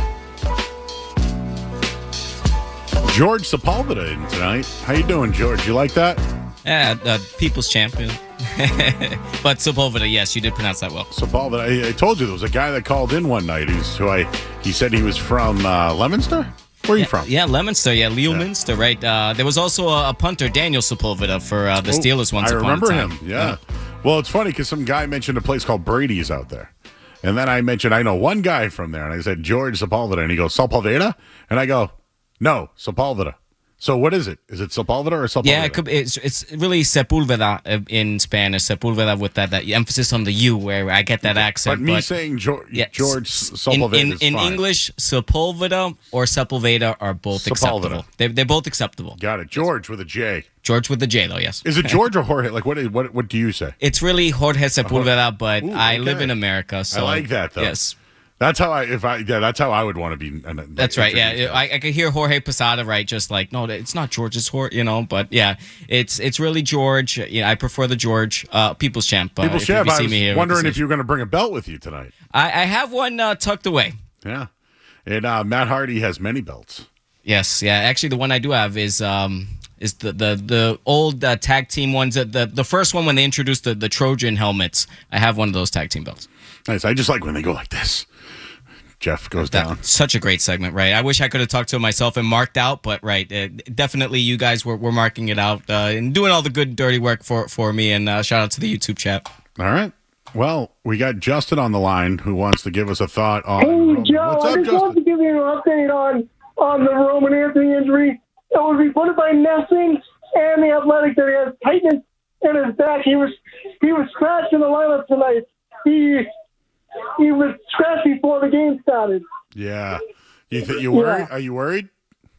So I just wanted to let you know it was Nessing and the Athletic reporting this whole area. Okay. Thanks, Justin. I appreciate you. Are you anybody worried? I'm not. I'd rather be precautionary than not. But Roman Anthony, I don't get too overly worried about injury-wise, but the one thing that has eyebrows raising for me is the Marcelo Meyer stuff. That's kind of lingering. He is 3 at-bats or 3 plate appearances short of qualifying for that rookie year. So I didn't know that. Did you? You did know that Jace too. I just pointed to Jace too. Yeah, somebody had mentioned that. I did research that. Okay. And it is literally 3 plate appearances short of that. So by the way, different reporting, right? The Mass Live said that he's getting a cortisone shot. Bob Nightingale is telling you that he's done for the year. So I'm not trying to knock the local media. I'm not the guy. Listen, I am not a journalist. I am not a reporter. I read the articles that reporters and journalists write. Local says cortisone shot. National says done. What should I go with? Should I go with the national guy that probably talks to more people or the local guy that wants to keep hope? You tell me. Oh, yeah, it's love tough. a source war. It's tough. Love a good source war. Right, he's at 127 plate appearances. 130 is the qualifier. So technically, if he doesn't qualify, he still has a rookie year. Another rookie year. So he could be rookie of the year next year. Correct. Oh my goodness, yeah. So I'm hoping that with the Red Sox going on this heater and continuing to play so well, they'll have no other choice but to play him. But yeah, what started off as like some minor thing that could linger or could shelve him. Oh no. Well, the word of the night that I liked that Jay Stu used was fiddle faddle. I wrote it down. Fiddle faddle. It sounds like the thing you ate. The truffle thing with the brittle. So I feel like I'm going to use that one sometime. It's not fiddle faddle around here anymore. This hour of the sports has been brought to you by Valvoline and Oil Change. Enjoy quick and convenient vehicle maintenance this month. Visit NewEnglandOilChange.com for 15% off an extra through oil change at Valvoline and Oil Change, the official oil change of busy people. George is here, and you know what we're going to do next, everybody? Are you in or out? We got that for you coming up after that line. I'm Joe Murray. More Joe Murray coming up on the Sports Hub.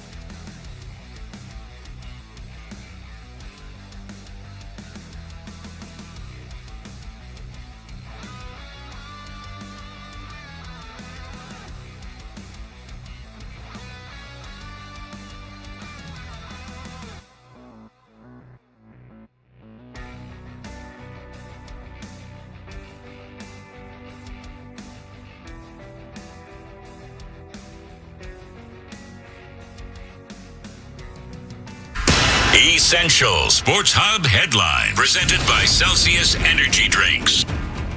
All right, Red Sox had a lead over at Fenway Park right now, 7-1 over the Royals. Looks like it's top of the sixth inning. Brian Bayo still in the game. His pitch count, though, is getting up there at the moment. He's 5 2/3, 6 hits, 5 strikeouts. He's just through his 100th pitch.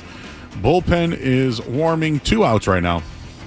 Top of the sixth inning. Of course, Jarren Duran, a 3-run homer, the difference in that one. And Patriots camp today, no Kendrick Bourne. They worked on red zone. De'Aaron Fox just got $229 million to play with Wemby. That's not bad, huh? Oh, he gets to play with Kelly Olynyk and Luke Cornett, too. Think about the backcourt of the Spurs. I'm going to keep talking about that. NBA contracts, man. Outrageous. But Wemby, Olynyk, and Cornett, imagine that 3 on the court at once. Triple towers. Headlines, they are brought to you by our good friends over at John Sewer and Drain Cleaning. Over 50 trucks on the road because your clogged drain is their emergency. Go to johnsewer.com. I'm Joe Murray. Your next update soon. If you've got the app, you've got Toucher and Hardy to wake you up no matter where you are. Or who may or may not have been to jail. Get the app. The 98.5 The Sports Hub app. Zolak and Bertrand get you through the midday.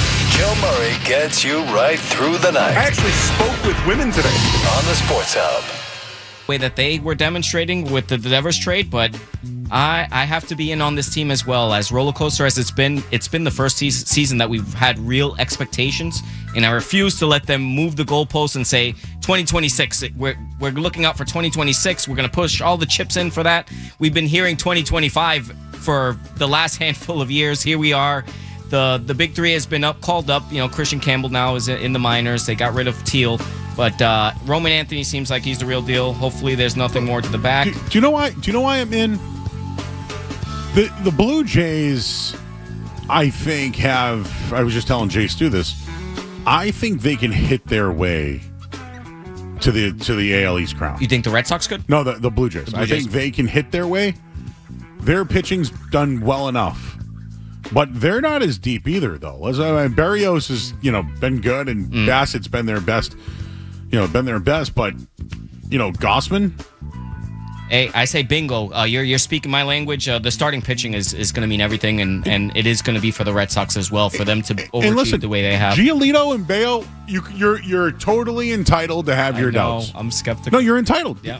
All I'm saying is, when they're good, they're on. They're on. They are on. So maybe if the Red Sox can clean up a little bit of the defensive stuff and their first inning, ERA woes. They compete and they go right down to the wire. So I'm in on the Red Sox, and at the very least, they bridged the gap into the NFL season, which it was on eggshells a little bit there. I think the Yankees. Summer. I don't want to see Boone get fired, but I think that that might spark them. They might have to do something. Yeah, if the Yankees collapse and fall out of this. My only thing is the Yankees are built with Boone. He's got to figure it out. They got to figure it out. Right.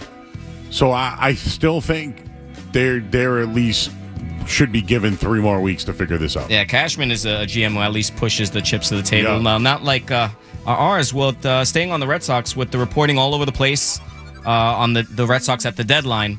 Ultimately, an uneventful deadline in terms of acquisitions, Dustin May and Steven Matz. But Joe, are you in or out on Craig Breslow's deadline approach? Out. I feel, though, the Red Sox right now are an organization where other teams don't want to work with them. And what do you make of the Joe Ryan stuff and how it looks like the latest reporting is that Craig Breslow made the push within the last hour, the last half hour? I think to what the reports were that when Breslow said, yeah, we don't want to spend so much time on one guy knowing they won't move on, they tried the last-ditch effort because the Twins were, wholesaling everybody, liquidating. I feel worse today about the deadline than I did last week. And although they're playing great, I would just hate for them to not have the pitching or that guy. And you know what? The prices will be cheaper in the offseason. They will. Right. So they have a chip on their shoulder. The manager does too. It's just, I don't want to hear Kennedy polish this anymore. Right. Like, if you like the team, Flex that you like the team. Invest. My goodness. Moving sports here. Joe, are you in or out on bringing the WNBA to Boston? I know we have this down the line. In hardcore, in. Listen, here's the story, and it's not finalized yet, but Steve Peliuk is going to buy the Connecticut Sun. It's an agreement with the tribe, right? That they want to keep the team in New England. That's the deal. That's the story, and that's why they're interested in selling. Excellent. And on to that, are you in or out on moving the Connecticut Sun to Boston, or would you prefer an expansion team? Oh, I'd move the Sun. They have a good team. Not even that. Well, they do. They have players at least we can get behind. Glasheen will come over. I was going to say Glasheen. I'm happy for Glasheen. I'm in on that. But I do think that, if it was 2027 and they did this, shouldn't Caitlin Clark be someone that you target? How about Caitlin Clark in Boston over Indiana? Right. That's what I'm thinking. I'm a Paige Beckers fan. Oh, my goodness, right? Yep, Paige Beckers. Their first time coming up for free agency, that would be something, a bidding war. But I will say this, George. Here's the story. People in Boston love basketball. Men, women, dogs playing, whatever. Cats playing basketball, whatever it is. People in Boston love basketball. They've had 2 events at the Garden, and they've sold out. One of them was with Caitlin Clark, who didn't even play well. So all I'm saying is, you bring a team to Boston, people will go. This has been my conspiracy theory, George. Talk to me. Is that Peliuk is going to buy the team, build a stadium, and eventually the Celtics are going to have to go. Peliuk will be their landlord. My goodness, that would be lovely. Full circle. That'd be righteous, right? Love that. All right, so moving into the silver screen, a lot of sequels from back in the day are hitting Hollywood now. So have you seen Happy Gilmore 2? Yes, loved it.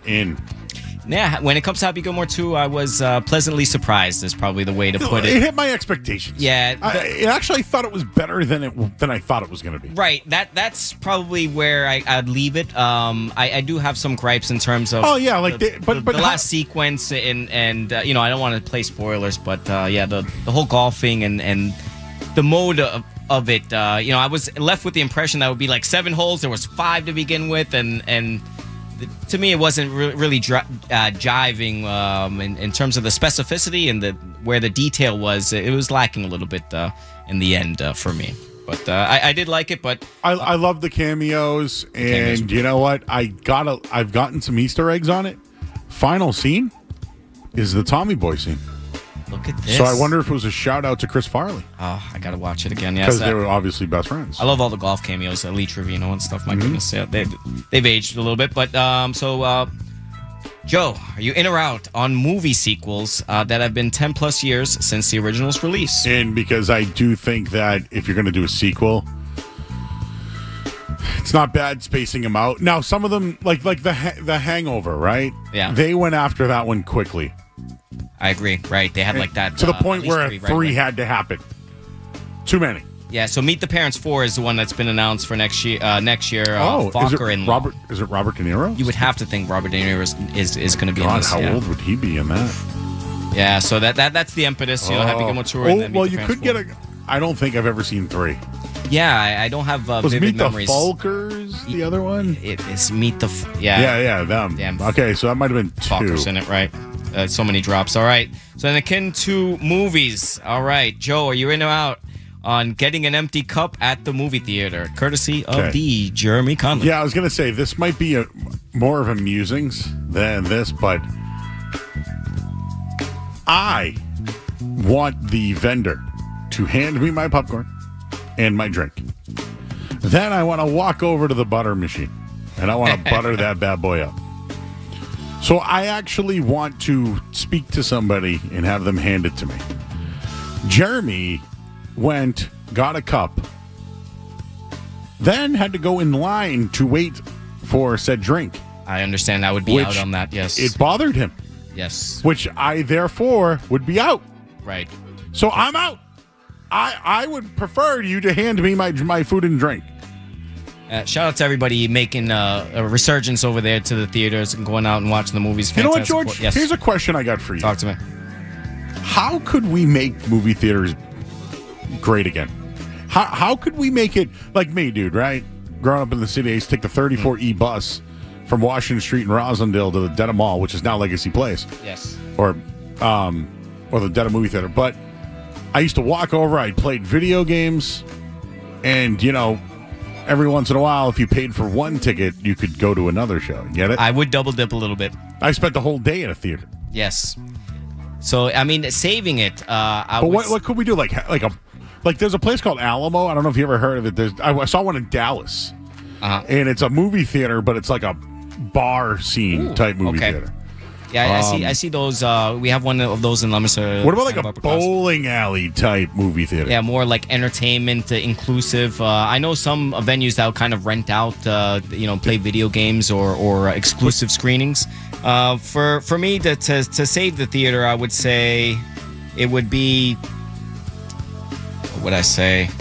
What about like groups? Getting rid of streaming would be a big proponent for me. What about like instead of giant theaters, you could have like a bunch of mini theaters of 20.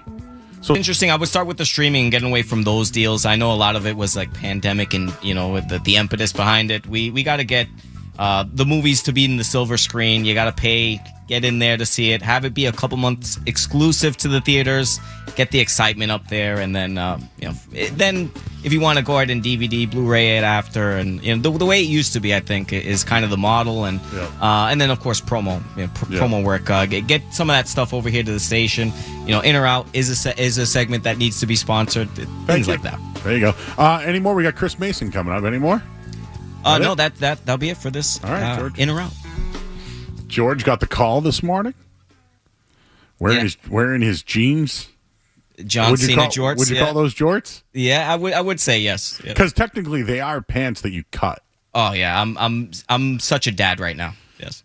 No. I when I saw it, I immediately respected it. Immediately. Oh yeah. I'm one to be respected, I would say. George, but you're the people's champ, bro. That's right. All right. Well, great job by George. We'll talk to Chris Mason. He is of Mass Live. He's been at camp. I think he's been doing some Belichick stuff, too. Maybe we can get a little on that. We'll take a quick break. I'm Joe Murray, 98.5 The Sports Hub. Don't go anywhere.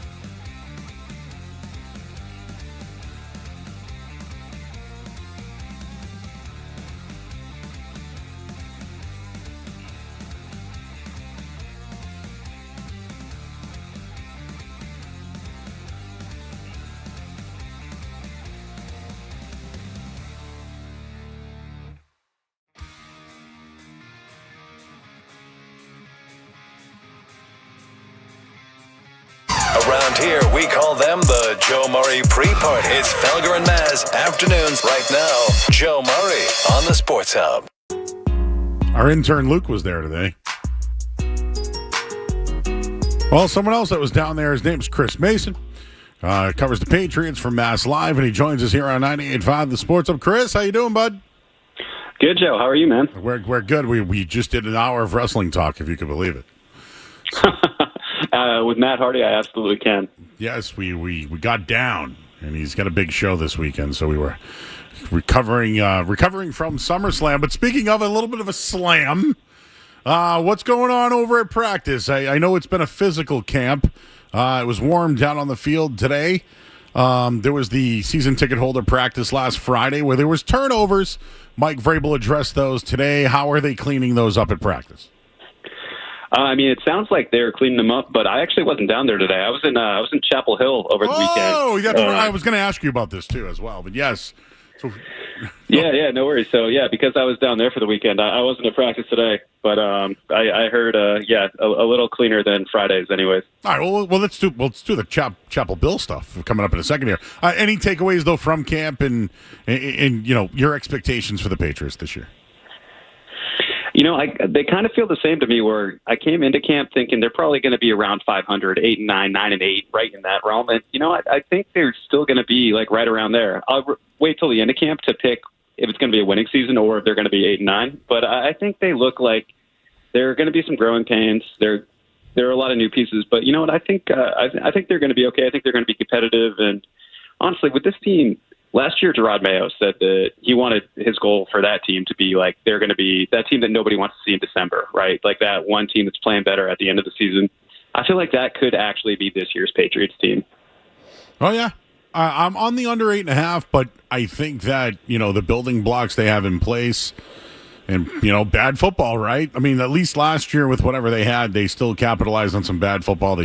They were also bad at football as well. Well, speaking of football and whether being good or bad, there's a lot of expectations for North Carolina and their football program this year. And, of course, it's because of Bill Belichick. My biggest takeaway, though, is I watched what Steve Belichick did at Washington a year ago with that defense, right? Their team was depleted with draft picks.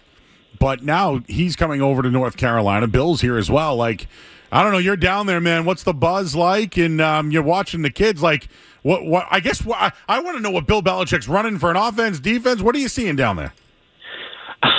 So your guess is going to be as good as anybody else's right now, because Bill, in terms of media access, has absolutely shut it down. Where it was funny talking to the reporters that have been there, like the local reporters that have been there for a long time. When Mac Brown was running the show down there, when they had access to training camp practices, they could roam the sidelines. They could go wherever. They weren't restricted. They just couldn't film 11 on 11. So they could be there for the whole period or the whole practice. It was very different when I was down there over the weekend, where Bill, I believe it was 21-minute window at practice that was just stretching early individual drills. You had to stay on a distant sideline. It was honestly a lot like one of the Foxborough in-season practices, and then everyone had to go. So everyone got the boot before they even got into single formation. And it's crazy, too, just given that they're not going to have a preseason game. It's college football. There's no preseason. Jeez. So the first look I think we're really going to get at their scheme, at their systems, is going to be on that Labor Day standalone Monday night game. And that's like when I think we'll finally know what they're actually running there. But, yeah, it's really under wraps right now. So it's the same old Bill Belichick, same restrictions when it comes to the media practice? Yeah, exactly the same. Being down there, it felt like deja vu. I do have a question about one player. I watch a ton of college football, so I'm in on what North Carolina's tried to do. You mentioned Mac Brown, but Max Johnson, right? Kid played how many years now? How many surgeries now? He's back, and he's competing for the starting quarterback job? Yeah, he is competing with Gio Lopez, who's a sophomore transfer from Southern Alabama. But Belichick said, he doesn't know who his starter is going to be week one. They're competing. And, yeah, Johnson had 5 surgeries after that horrible injury in the season opener last year. He said that he thought he might lose his leg at one point. That's how serious the injury was. But 5 surgeries later, he wasn't ready for spring ball. But now he's out there. He's competing. And, yeah, they do not know who their week one starter is going to be, which just adds to the mystery even more. When you think about ACC football, right? Like, I don't know. I feel like Belichick being there, tightening up some things, having great athletes, getting big-time recruits. I mean, I know the expectations are high in the media and the season tickets have been all sold out, but you got to think that there's going to have to be some success level here, right, for Bill Belichick? You would think so eventually. I'm not sure about this year. Or this year, if I had to make a prediction right now, I'd imagine they'll go to a bowl, but I don't think it'll be a very good one. You know, it might be the Fenway Bowl or a bowl like that. I think they'll be a winning team, and it's just there's so much newness there. Like if you consider like the entire staff that he brought in, there's a lot of new faces. They have 70 new players on the roster right now, and there's really no test run. They're just going to be thrown into the fire at week 1. So I think it might be a slow start for them. They could pick it up as the year goes on, but I think next year you're going to get a more accurate read of like what they could be long term. But yeah, I think they'll have a winning record. I think Bill is too good a coach for them not to, especially like in the ACC. But I wouldn't expect them to win that conference this year. Talking with Chris Mason, he's of Mass Live. He's big articles of covering Bill Belichick out in North Carolina, along with the coverage of your team over at Mass Live with the Patriots. Bill Belichick still involved in every aspect of football? Yeah, he very much is. It was kind of funny sitting in his press conference on Saturday morning. There was only one question that he really pushed back on at all. And it was a reporter, like a local reporter, that started with well, Bill, you're historically a defensive guy, defense first, defense focused. And, with Freddie Kitchens running the offense, like how is he what's his input going to be? Are you going to have any input in the offense? What's that? And Bill was like, yeah, I'm going to be involved. He's like, he basically said that might have been an accurate depiction of me when I was a defense coordinator, but since I've been a head coach, I'm involved in everything: offense, defense, special teams. And then he keeps going on where he's like conditioning program, lifting program. It just keeps going down on the list of all the things he's involved in. So yeah, he's everywhere. And at practice, he was everywhere too. The most Belichick thing was that right after they finished stretching, they went into a special teams drill, and Bill saw something with the holder. And this is like from 2 fields away. We're looking over through binoculars. You just see Bill talking to the holder, and then he jumps in the drill, gets down on one knee, and just kind of orchestrates the entire thing from the holder spot after that. And it was like, yep, that's the same Belichick. It's like right where he picked up, right where he left off in Foxborough a couple of years ago. You mentioned that they'll probably be a better team next year. Obviously, a year with him there, success, etc. Do you think Bill Belichick plans on staying there past 1 year? And do you think he could make it back to the NFL? I think he does plan on staying there at this point, and I don't think he'll be back to the NFL. I mean, especially if we play this out, right, like the prediction we just have right here, if they go to like a lower tier bowl this year, I don't think the NFL is going to be knocking. And I think that was part of the issue last time, is that he wasn't getting those NFL offers. Next year, he's another year older. He's 74. Are you going to, pin your program on that at the NFL level? I don't really see that happening. I think that he's probably going to stick in Chapel Hill. Was there any discussion at all about the Hall of Fame this year? He's obviously eligible now because of the new rule that they have if you're out of NFL for 1 year. I mean, it's weird, right? Bill Belichick could be in the NFL Hall of Fame this year, maybe before Robert Kraft. It's just kind of interesting, but has there been any discussion on that? Has Belichick brought it up at all, or anybody asked him about it? No, Bill hasn't brought that up, and that's one of those things in the past where he's really gone both ways with answers, where sometimes, in my time covering him anyways, he would be like, oh, Hall of Fame, I don't even know what the criteria is. I don't know what guys are voting on. And he'll be very dismissive. And then there are other times where he's like, Rodney Harrison should absolutely be a Hall of Famer. And he'll go on a rant about why Rodney should be in there and how he's shocked that he isn't already. But yeah, I mean, he could get, like you said, he could be enshrined next year. And that'd be a fascinating thing after the campaigning that's been done for Robert Kraft. If Bill Belichick ends up in the Hall of Fame before him, or even if they ended up together, that'd be, just off the charts. But yeah, it certainly could happen next year. If you had to guess, do you think that Bill Belichick will be at the Tom Brady statue unveiling this Friday? I'm going to say no. I would. I'm not a betting man, but that is a wager that I would be okay with placing, is that Bill will not be there, whatever the odds are. What makes you say that? Oh, he's fully entrenched in fall camp down in Carolina, and I think he really has moved on. I think he's, onto his thing. He's always been very, very focused. And yeah, I would be stunned to see him in Foxborough on Friday. Very interesting on that one. How he did show up to I believe the Hall of Fame induction. So maybe that's more than the unveiling. So I'll ride with you on that. I'm sure everybody's asked you this. I don't care about the Jordan Hudson thing. I don't care personally, but everyone's going to ask you, right? What was the vibe? I guess was there like a statement not to bring it up? Was she there? What can you give us anything on Jordan Hudson? She wasn't around at all. She didn't come up either, like while we were down there. But yeah, she's not she wasn't at practice, or at least she wasn't at the 21-minute media window anyways at practice. And yeah, no, she didn't come up during his press conference, which was, relatively brief too. It's not like he was sitting there for an hour, ask me anything, It was like a very New England paced press conference where, yeah. So she didn't come up at all. And I think that she's kind of wisely gone into the background a little bit here. So obviously you covered the Patriots for so long, but now it's, you're dealing with people that deal with football, right? I mean, let's call it what it is. North Carolina has been a tremendous basketball school, right? Yep. So Belichick's in there. It's tight as hell. He's no nonsense. Just think, is it a completely different atmosphere than what you're seeing in New England? It's tough because there are no fans there yet. The students aren't there yet. It's still really early. The atmosphere of practice was really similar to New England, but the media access was really similar to New England. But in terms of the college town vibe, I'm sure that town is going to be all in on him until, he gives them a reason not to.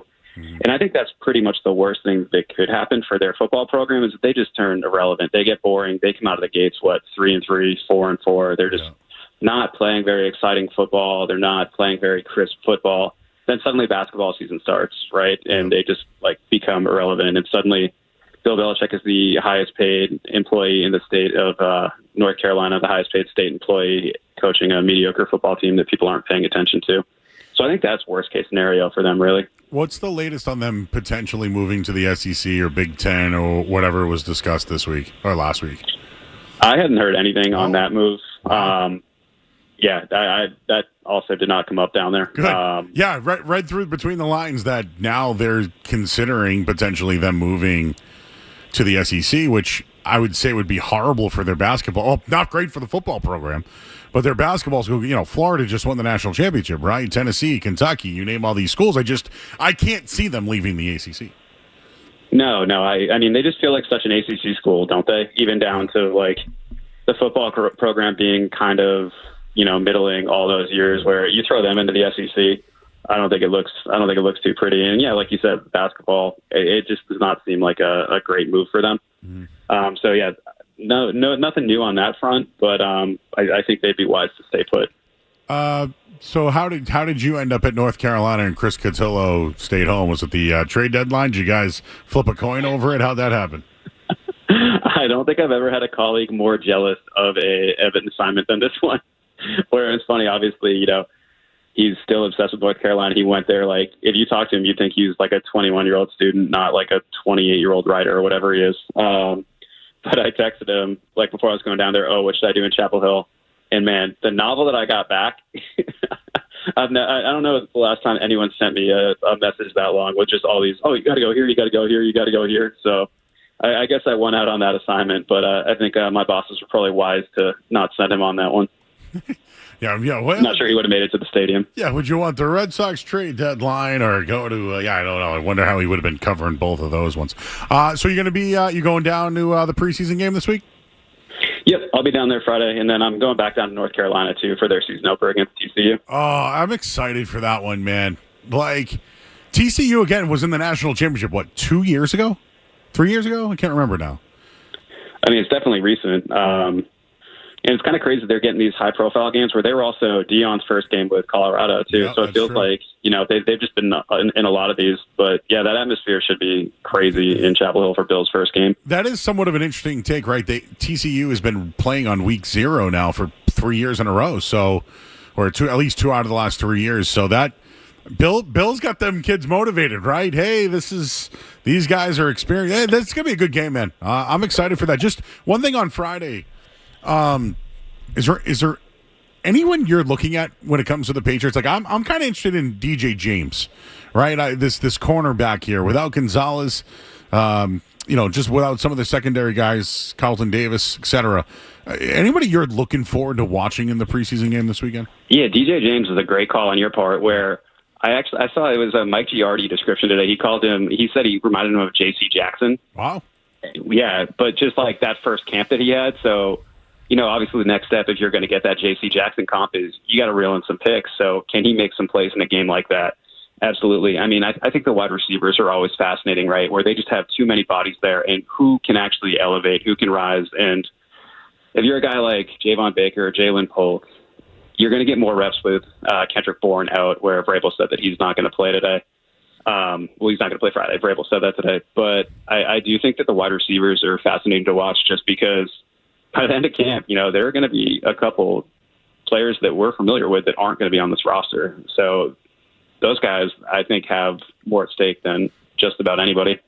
All right, Chris, we'll be following along. I'm glad they sent somebody to North Carolina to cover Bill Belichick. This is great. Again, I praise the Mass Live team. You guys got an awesome team out there. Continue the great coverage. And, hey, man, maybe I'll check in the week of the TCU game.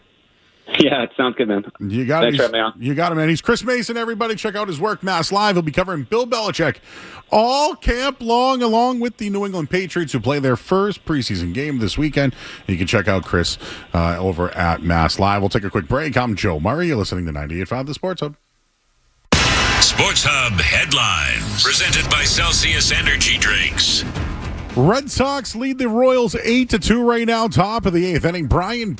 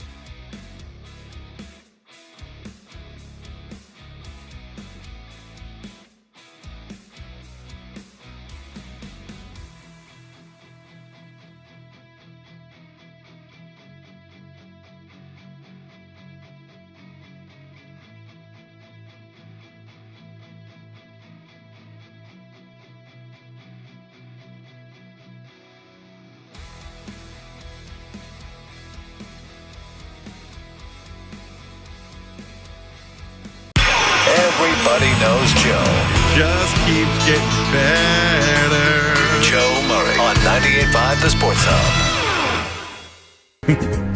Back here on 98.5 The Sports Hub. Shout out to Luke, our intern, posted the Matt Hardy interview. It's out there now. He gave us his camp update earlier. And our other old intern, Josh, is on the line. Josh, what's up, buddy? What's going on, Joe? How are you? How you doing? I'm doing all right, man. I've just been living life, you know. I had a quick question for you. Yeah.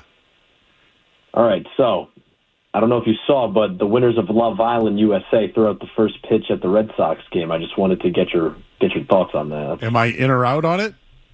Are you in? Are you out? What are your thoughts? You like the move? So I like Does the it get move. busting seats? I like the move. You know why? Because the team's playing well, and now they're being like a little like when Sidney Sweeney came, man. Whoo, what a buzz! You know what I mean? So I feel like Love Island gets everybody talking. You know, it gets butts and seats. You know, that's what it's all about. And it looks like there's more Red Sox butts than Royals butts. Exactly. And I mean, on top of that, I got one more thing for you. I'm going to give a bold prediction here. I'm going to say the Red Sox make it to I think they make it to the ALDS this year. I truly do. I think they're going to win the East.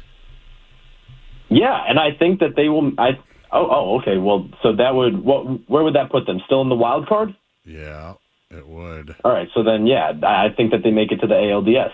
There you go. That's my bold take. We'll see if it pans out. What's going on with the New York Knicks? Why did they hire Mike Brown? I like the move personally. I think that it's a good move. You know, honestly, like I'm going to back up the team here, but as of right now, we'll see how everything pans out. New coach, new system. You know, couple new players. They got a couple good bench players in Jordan Clarkson and Yabusele, the guy that dunked on LeBron in the Olympics, as everybody knows him. Former so Celtic. We'll see what happens. Yeah, Celtics drafted him and he stunk. Yeah, well, hopefully he can serve as a good bench player because the Knicks needed a bench. That's what they got. They got a couple good role players. So we'll see how that happens. Maybe it'll take some pressure off the starters. There you go. What are you doing for work? You doing anything? I'm gearing up. We're getting ready to do. We're doing our own version of Hard Knocks for Dean football. So I go back to school a month early. Yeah, it's going to be fun. We're going to put it out on YouTube. It's also so it'll be a fun thing. I'm excited for people to see it. All right. Well, I think that's awesome. What do you guys get? What's Dean's mascots? What is the mascot? The Bulldogs. Ooh, so could it be like Hard Dogs instead of Hard Knocks? We'll workshop it. All right. Well, I'll keep working on. I'll keep working on those. All right, Josh. Good luck, my man. Good talking to you. All right. Thank you. Great to talk to you, Joe. You too, my man. That's intern Josh. Great play-by-play guy. We had him do some play-by-play of the final of the Celtics-Knicks game. It was funny because he's so passionate about the New York Knicks. Yeah, great set of pipes. No, I don't want to crap all over the Knicks because I was telling intern Luke, I'm a big proponent of not really kicking the teams that have that beaten you. But good luck with that Mikal Bridges extension and losing the size and Hartenstein. I think they're better than the Celtics this year. Oh, I can't admit that. Peyton Pritchard actually did an article with Forsberg. I'll probably do it tomorrow. Yeah, I'm not going to admit that, but shout out to all my New York cousins and family out over there in the Bronx. You guys won up this year. George, this isn't a Joe flex. I hope you know I'm not saying that, but the interns on the night show have gone on to do very, very, very well. Excellent. Yeah, I've been prepping Luke over here, kind of quizzing him we can bring him into the musings coming up as well. Oh, okay. Yes, Josh, outstanding play-by-play guy. Katie, who's been in here, does play-by-play as well. I got to meet her, yes. Yeah, she does an excellent job, and Bryson got to cover the Oklahoma City Thunder this year and just got a job with, I want to say Sports Illustrated. Well traveled over here in terms of interns, not just for the night show, all of them. I mean, Luke from Ithaca. You used to be an old intern, right? Yeah, a decade ago, yes. Once upon a decade ago, and now working a major market radio show. Yeah. Look at me right now, yes. Mm-hmm. All right, well, let's do the musics. Let's do it. See what we got to complain about today here on 98.5 The Sports Hub. More Joe Murray coming up on The Sports Hub.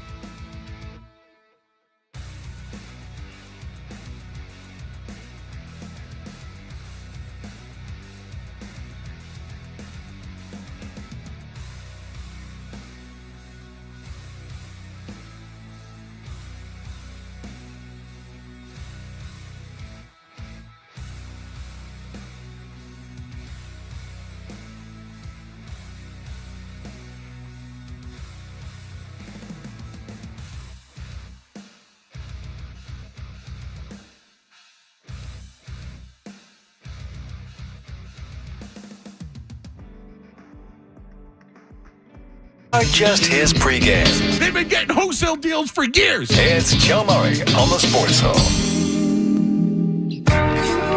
Got some stuff, little things that kind of grind my gears a little bit, but Halloween candy apparently is starting to hit store shelves. Saw that. The lack of, holidays in the summertime, right? So back to school around the corner, fall vibes. Some have dubbed August as Ogtober, A-U-G. My goodness. So is it too early for pumpkin spice in your... in my life... Do you use the Patriots preseason as kind of a line of demarcation for you for the summer? Yeah. Yeah. Hey, and I With didn't ya. What about the 2 weeks of camp? Oof. Yeah. So I guess I'll add 25. So from now until the Super Bowl is 25 weeks, right? Yeah. October it is. Yeah, Luke, are you privy to? Is it too early for pumpkin spice in your life? Luke's a pumpkin spice guy, I can tell. October? Are we serious? October. My wife. She's the You one who gotta told me be about kidding that. me. Right. October. I've never heard such nonsense. Way too early for. George? Do you know about Luke's breakfast habits? So talk to me. Doesn't like bacon? No, I don't like bacon. I know. Me with a heart problem. I need bacon. Believe it or not, I have met other people that agree with me more than you would think, Joe. It's kind of like one of those weird quirks with like mac and cheese. He doesn't like pancakes either. Objectively not what I said. I said pancakes are my favorite of the three. I was wrong about the pancakes? Yes. Yes. What else did you not like? I don't. Frosted Flakes? I like Frosted Flakes at night, but I'm not. I would not eat them for breakfast. No. Okay, yeah, he's giving me Amish vibes. I just came from Hershey, PA, and the Amish. There's a lot of restrictions that they have. Just so we're clear, Luke, what don't you like? Bacon and what else? Just for breakfast, we're talking. Well, all right. Let me first clear this up by saying I don't very rarely do I actually eat breakfast food in the morning. Nice, I can co-sign with my that. first meal of the day. 6 out of the 7 days of the week is not like a lunchtime. Yeah, I can co-sign with that. Yeah. I'm a meal skipper myself. By the way, Joe eats. Tell me if you think that this is as asinine as I do. Is that Joe enjoys eggs with maple syrup? Well, I don't do it, but what I eat. I wouldn't pass on it. Do it, Joe. No. What I like today, I made eggs and sausage, and I put ketchup on it. We got to get bacon for Luke. We got to get. Bacon. What I'm saying though is that it got mentioned that would you put maple syrup on your eggs? I said yeah. Oh, I don't. Wow. The only thing I do is I either go plain or I go ketchup. I'm not against. What about hot sauce? I'm not against it. I just don't do it. All right. Hot sauce, nothing. So I love hot sauce. Sticking with restaurants. Right. But you would do hot sauce on eggs? Yeah, definitely. All right, fair enough. Yes, I know people. Go on, carry on. So Hooters filed for bankruptcy earlier in the year. I love Hooters. If you could bring back one chain restaurant, or it doesn't even have to be a chain. I was telling Luke, which restaurant would you bring back, Joe? Mine, I have two. This Bickford's for breakfasty kind of things, and Ponderosa. I was a big Ponderosa guy. A buffet, if you've never heard of Ponderosa, but there used to be a bunch of them around. Good family ambiance. The chicken wings I loved. A little spicy for my liking. I'd always have a drink, but best buffet that I had in my life. Yeah, Ponderosa. I wish we'd have more in this area. You familiar with Carrie's, Joe? Carrie's? There's still a Friendly's in Peabody. So that would be the choice if there wasn't one. I really liked Bennigan's, which was local. Or I think it was a chain, right? Yeah, a chain. Around here, it's funny, my mom mentioned this to me, but York Steakhouse. Remember that place? Love a good steak. That was awesome. There used to be this place called The Ship. It was like a seafood restaurant, but they got rid of it. It was awesome. And then the Yafrida, what do you call that there?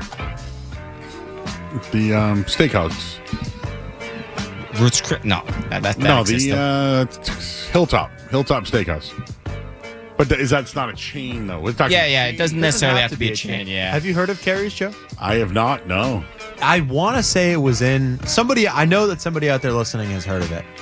I want to say it was either. I'm pretty sure it was in Arlington. I could be wrong. It was Watertown, Arlington. I don't know. Watertown, Arlington, Belmont area. Good burger place. It's just nostalgic. If I can give you one that just one that I think I would go back to, even though it probably wasn't great. Please. Old Country Buffet. Yeah, somebody mentioned that in the YouTube chat. Yeah. I just there was something about the ice cream and the cheesecake. The food was fine, but something about their desserts that I loved. And I went to high school in Newton, and there was one at the Watertown Mall. Oh, baby. We hit that bad boy up a lot. I'm going to skip this one forward. Do you have a favorite DoorDash or Uber Eats story? A story when the delivery app came in clutch for you? I don't use it, honestly. I don't use it because of I hate the fees. But, when I went to Dallas for WrestleMania, I went to Aldi. I DoorDashed or whatever you call it. Whatever the service we used. But when I showed up to the Airbnb, everything was right there waiting at the door when I walked in. I'm in on room service. So that was a great story. Yeah. And I bet, when I went to Vegas this year, I had food delivered right to the door. It was fantastic. Yeah, I'm really anti-food delivery app. I just hate the fees, man. Yeah, Luke, do you have any clutch story? I'm actually less or so recently, but I, in past lives, have been an avid Uber Eats, DoorDash merchant. But now, I'm trying to think, and I can't think of any crazy stories. I'm wanting to go pick up. I mean, I've waited 2.5 hours. I've also had it delivered in 15 minutes. You know what I mean? Yeah. I don't really have anything outrageous. I never had a gun story. I got one for you. The Boston Public Health Commission's alerting residents not to go in the Charles River. I am from Boston. I only once ever went into the Charles River. It was because we tried to get out of working, and we said if we jumped in. And I went into the Reedville Hyde Park car wash right there where the Charles is. But I would never go into the Charles River. And I'm asked, would you guys do it? I can't believe our oldest Chapman is about to pitch in this game. I would go in the Charles River. I would. Really? Yeah, I see. I'm not from the area to know that. It's like the Ganges, dirty water. I mean, as the Red Sox go, right? I've seen kayakers and things like that. So I would in a canoe and things like of that nature. If you're asking me to swim in it, I wouldn't mind. I'd do it. I'd find a clean part. I'd say generally no, but I think everything requires context. So if somebody told me I needed to jump in the Charles River in order to not die that day, yeah, I do it. But there's generally no. There's two places I will not swim. I'm going to add a third to your list, but go ahead. The Charles River and Carson's Beach in Southie. When I see people there, I go, what are you guys doing? I went to Castle Island my whole life. I know that area very, very, very, very well. And I will not go in the water right there. How familiar are you, Joe, with Belmont High School at all? I know Belmont High, yeah. I used to go to camp over there. You know Clay Pit Pond?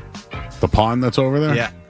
Yeah, sure. You know anything about it? No, I don't. No, not ashore at all. Not ashore at all. Very toxic oil and cancer. Yeah, I wouldn't go in there either. That is an absolutely awful pond. Well, I don't like beautiful, ponds. But you would never. Out on ponds. Fair enough. I got another one here. I saw this story that I thought was kind of interesting. Dave Matthews was opening his show last night or 2 nights ago. And a fight broke up kind of in front of him, and he saw it, and he just stopped playing, and he goes, hey, guys, who fights at a Dave Matthews concert? And I thought about this, and I'm like, who would fight at a Dave Matthews? I'd be stoned out of my mind, just play for me, Dave, and Tim Reynolds, play for me. There's women fight over there in SummerSlam. I see. I saw that too. My goodness. Out on fighting at events. Yeah. I'm too old. Yeah, we need that etiquette at these concerts. Do you know what it is, George? Back in the day, my crew, they'd be all about it. They'd be about it, ready to go. You know it. Nowadays, I'm just going to tell the security guy. Yeah, hey, I've seen fans get kicked out. This guy's wising off, bro. Can you take care of that? Yeah. And I don't want to be a narc, dude. Yeah, not a good look. But I don't want any beef. All right, hey, to round it out for sports, EA Sports just announced Matthew Tkachuk to be the cover athlete for NHL 26. Joe, what's the last sports video game you played? Oh, God. All right, so true confession, I don't think I played video games in maybe 15 years. 10 years, maybe? Wow. So you know what game? Live a little, Joe. Live a little. Yeah, but the thing is, though, is I'm an adult now, so, like, Yes. when can I? You have a kid, at least, George, where, like, you know, you can entertain An it. excuse, right? Yeah. Yeah, when it comes to them, they really hog the video games for me, so I'm in that camp as well. For anyone who knows my journey, Luke, I was part-time in radio for, 14 years. So every holiday I worked, every weekend I worked. It was impossible to do anything in life because you worked a real job and you worked radio. So basically, I never could play video games. But the last one that I had was that one with Denard Robinson on the front cover. It was a PlayStation 2. So I am still on PlayStation 2. Wow, I love PlayStation 2 era. I stuck around with that longer than I needed to. It was like the show and Madden finally stopped making them around like 2011, 2012, and then that's when I committed to the PS3 era about 5 years late. So I'm more of an old school gamer myself. I would say the PS2 era is when it kind of peaked. But old school ones. Shout out to the YouTube chat. Yeah, NBA Jam. That's a great one. My goodness, NBA I used to love him. And I feel like the NBA has gotten into the chucking threes, and I always hated that guy in NBA Jam. How old are you, George? I'm 40 next year. Okay, so we're almost same high school-ish. Correct. Yes. Era. So the NBA Jam, they remember the arcade. They had a third. Was it a third option? Like if it was this. They started to come out with those for NBA on NBC and those other midway iterations. I remember playing in the 90s. The Celtics had Reggie Lewis, Kevin McHale, and every once in a while it would be D. Brown. Dana Barros and stuff, right? And that's when it started. Yeah, it started getting. But no Barkley, no Shaq that I could remember, no Jordan. Of course. None of that. Yeah, it was always like Nick Anderson and Scott Skiles. Seattle would be a great team. Or Kemp and Peyton with Detlef Schrempf. Yes. Oh, great. I had one more. I wrote all these down. So, did you see that the Little League World Series? There was drama. Oklahoma versus Texas. So, like the Red River rivalry here. All right. Umpires stopped the play of game for a ruling from the tournament director on a base runner stealing signs and tipping location. The first pitch after the ruling, a go-ahead grand slam by Tulsa's Kason Boycorn. So, are we now getting gamesmanship? Red Sox-esque, I tell you. At the Little League World Series in the Red River rivalry? I'm in on that, though. I tell you, that gamesmanship, as long as it doesn't involve electronics or somebody, external from the dugout kind of thing, if it's just happening organically, I'm in on that. Just so you know, Oklahoma won the game. But yeah, and listen, dude, so when I played for Parkway Little League, it was so competitive. One time somebody touched the first base coach without touching a base. They ruled them out. You can't make contact before. You've probably heard of this before. Yeah. But I mean, these are guys, when you're a kid, it's a little harsh. No, that's what I'm trying to say. It was so strict growing up. Again, when we played, I came up with let the kids play. I hate that kind of stuff. I'm yelling at them, honestly. You know, I was watching the Massachusetts game earlier today. They're fundamentally sound, but you can't kick the ball around. This is about the age that you need to know better. So I'm in on. I'll tell you coaching this. them hard. I graduated in 2000, so 25 years ago, and I played. 04. The other big thing was you couldn't block the plate as a catcher. Yeah, MLB has kind of adopted that. Still can't. I fought the hell out of that one. Right. Because here's the deal. If someone's going to block the plate, right? Yes. Am I going to kick them over? Or am I going to use my shoulder to slide face first? Because here's the deal. I can't barrel them over. It was always a thing. That is controversial. And then they ended up making it any contact with the catcher, you are out. Yeah. And I think it's bogus. It is bogus. What if he's got what if he doesn't have the ball? Bring back trucking the catcher. And that's what am I supposed to like? Forgot to share with you earlier. Okay, sure. But I saw Mike Vrabel on the television. That reminded me. So, you know the classic situation when you're looking at somebody who's like not immediately close to you, and you want to like go up to them or you want to wave at them, and there's somebody in front of them, like a couple feet in front of them, and you wave and you think that person's talking and like referring to you, but it's actually the person behind them. Am I making any sense right now? I got you. Okay. Anyways, so I'm at camp today. I'm taking a photo of the coaches and players coming out. And Coach Vrabel comes out, and I swear he looks right at me and starts walking towards me and says, "Hey, bud." And heart rate immediately goes up. I'm like, what in the world is going on? And it turns out he was talking to one of his buddies standing directly behind me. So he ended up shaking his hand and kept keeping it moving. But I had a little 3 seconds there where I thought Mike Vrabel was coming up to me. It was very humbling, and then I kept it moving. Are you going to add that to your social video? No, I didn't get that on tape.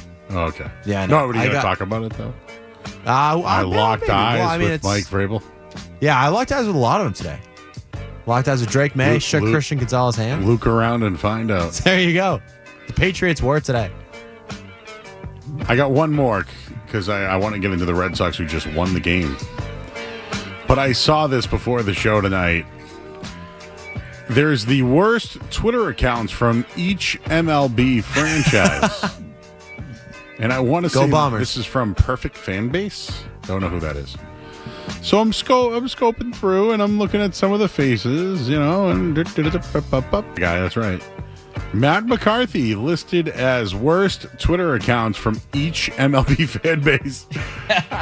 John McCarthy, man. He does say controversial things, and it may seem like he's not a Red Sox fan, but he is a Red Sox fan. He's rooting for them. He's just tainted and scorned by them of this past half decade. But I wrote, "You've made it, Matt," and it's just so funny because he's embracing it. I'm happy he gets the attention he deserves on the Red Sox. People always tagging Carabas, Milliken, and McCarthy. He's like, my greatest accomplishment. Thanks to everyone for all your support. Love it. All right, let's hit the headline here. We'll tell you what the score, the final of the Red Sox win here on 98.5 The Sports Hub. From the Telford Times Studios, it's not just the games. It's Toucher and Hardy, Zolak and Bertrand, Felger and Maz, Joe Murray. For Boston sports fans, it's 98.5 The Sports Hub. Beasley Media Group Station. Essential Sports Hub headline presented by Celsius Energy Drinks. Red Sox get the 8-5 win today over Kansas City. They've now won 5 in a row. Brian Bayo, 8 wins now on the season at 5 strikeouts, went 6 innings. Little bit of trouble, though, late in the game. Akala gave up 3 earned runs, including a home run in this one. Justin Wilson gave up another home run as well. Aroldis Chapman, though, his 21st save of the year. Sox send Garrett Crochet to the mound. Tomorrow, we did mention that Trevor Story was named AL Player of the Week. At Patriots Camp today, there was no Kendrick Bourne, but they worked on some red zone drills. Keyshawn Boutte had the play of the day, and De'Aaron Fox has signed a $229 million extension with the Spurs. Headlines, they are brought to you by Safety Insurance, providing comprehensive coverage for your auto, home, and business. Ask your independent agent about safety. I'm Joe Murray. To us, Boston pride runs deep. I'm a Bostonian! This is Boston's home for sports. Bow, bow, bow! 98.5 The Sports Hub.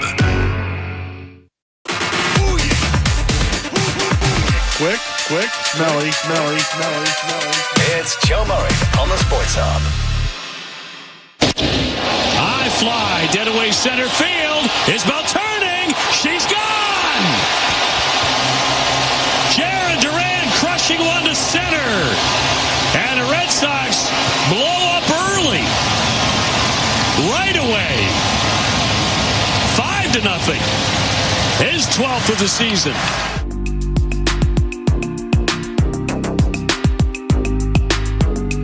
Red Sox winners. So what have they won? 5 in a row now? They're on a heater. So they've 6.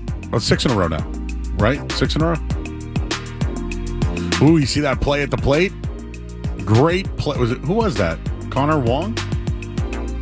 Hell of a play at the plate right there. Right, no catcher's interference on that. Not on that one. That's right. Red Sox win 8-5 tonight. Shouldn't have been that close, but, hey, the Royals play ball too. Brian Bayo, 6 innings, 6 hits, did give up one. No earned runs. Gave up 1 run, but he was great. I think he's given them everything that they've asked. I agree, right? Especially for last year, he kind of like teetering with, they had ace expectations. Maybe that's lofty for him right now. Maybe he can grow into something sort of that, but middle of the road starter, 2, 3, 4 starter. Yeah, he's so good. I think he projects to be a front of the rotation guy. I just think right now he'd be a grade 4. Yeah, and he still has youth on his side too. And right now he's the 3, right? Yeah, correct. I would put Giolito as the number 2 for sure. The one change I've noticed with him, and I accredit it to him working with Pedro. I love it. Changeup is slower. He used to throw it in the low 90, maybe even like high. His changeup is slower. I think it's working. He didn't have that pitch a year ago. Yeah, and he has a big league ass. Throw more of the gas and not the ass. But he does have a nice changeup too, and learning from the best doesn't hurt.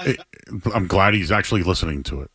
Yeah, I know. A la Devers, my goodness. If only could listen to Ortiz a little bit more. Well, at the All-Star game last week, that's what they said. The older players feel estranged from the new era because of analytics and driveline and things to that degree. But you heard the Jarren Duran home run. That's what opened this thing up. Rob Refschneider was in there against a lefty. He had an RBI in this one. It was just the offense got it going for the Sox. Again, just to give you the lineup, Roman Anthony had some back tightness, so he didn't start. They put Willie Abreu instead. They put him in the 3-hole. He had 2 hits and an RBI in this one. Alex Bregman had 2 hits. Romy Gonzalez had 2 hits. Refschneider, Story, Rafaela, Duran again, Toro with a hit. The only one who didn't have a hit tonight was Connor Wong, but he made a nice play at the plate. So overall, the Red Sox continue to keep rolling, and they continue to keep rolling without Garrett Crochet, who will pitch tomorrow.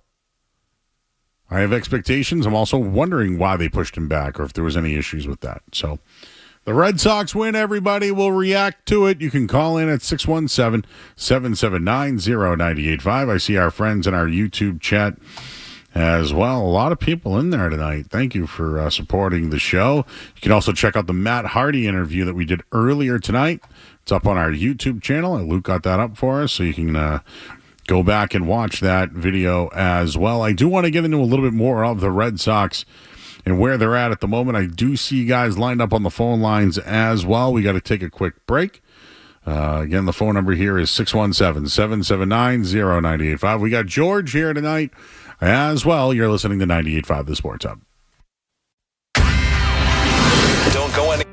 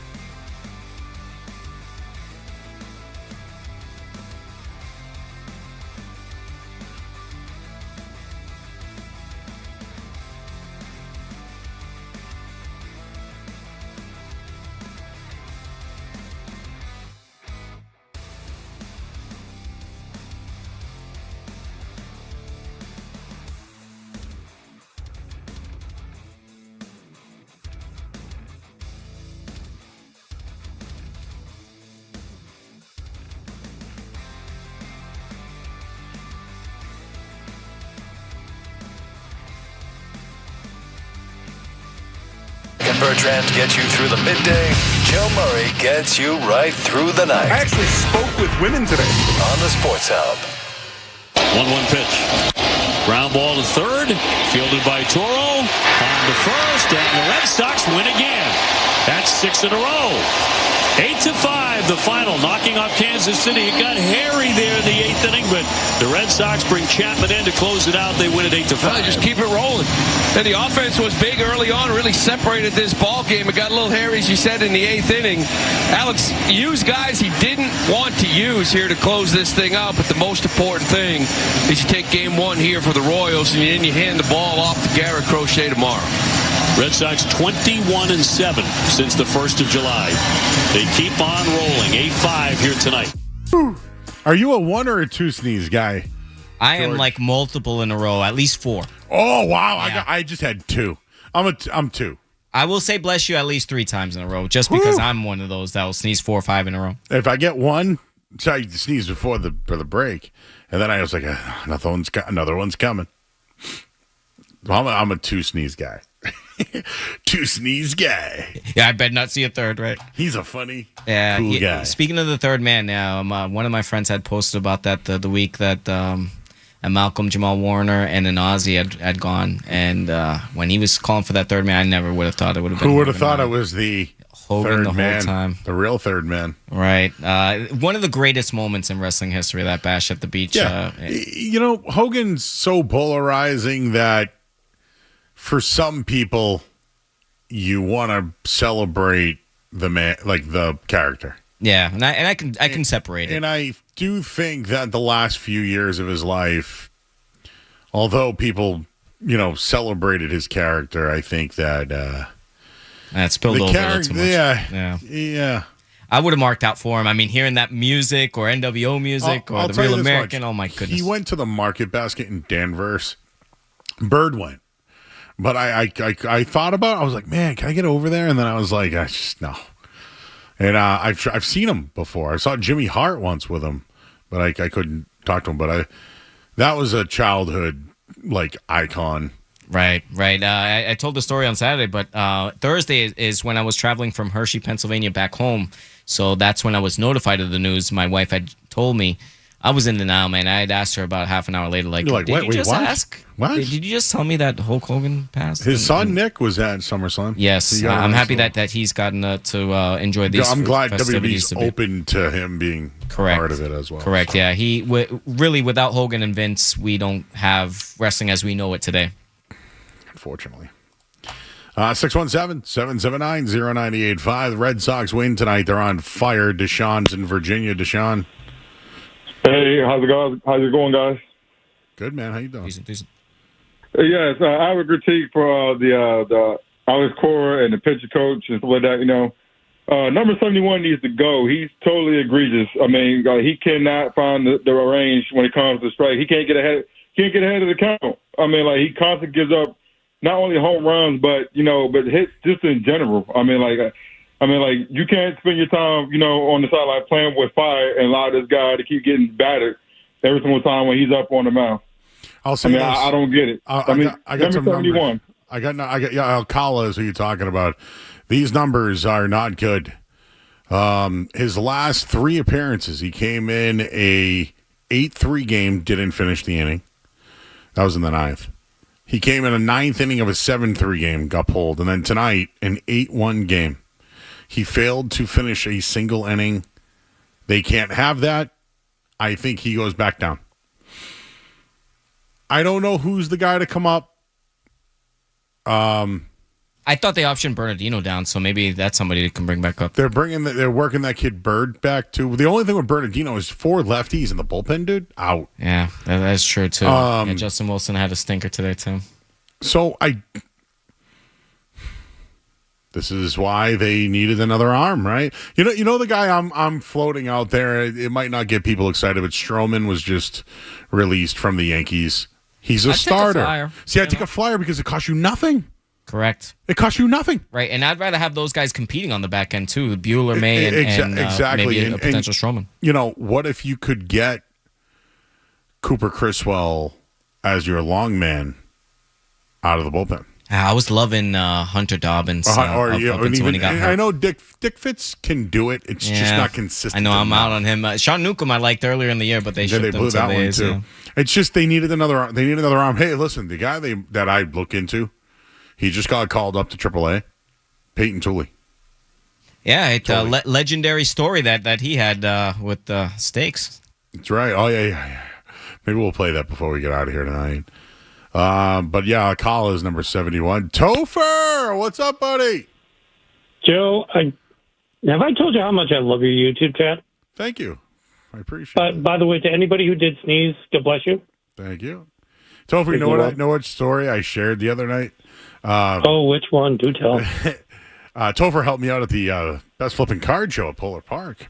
We got breakfast sandwiches together.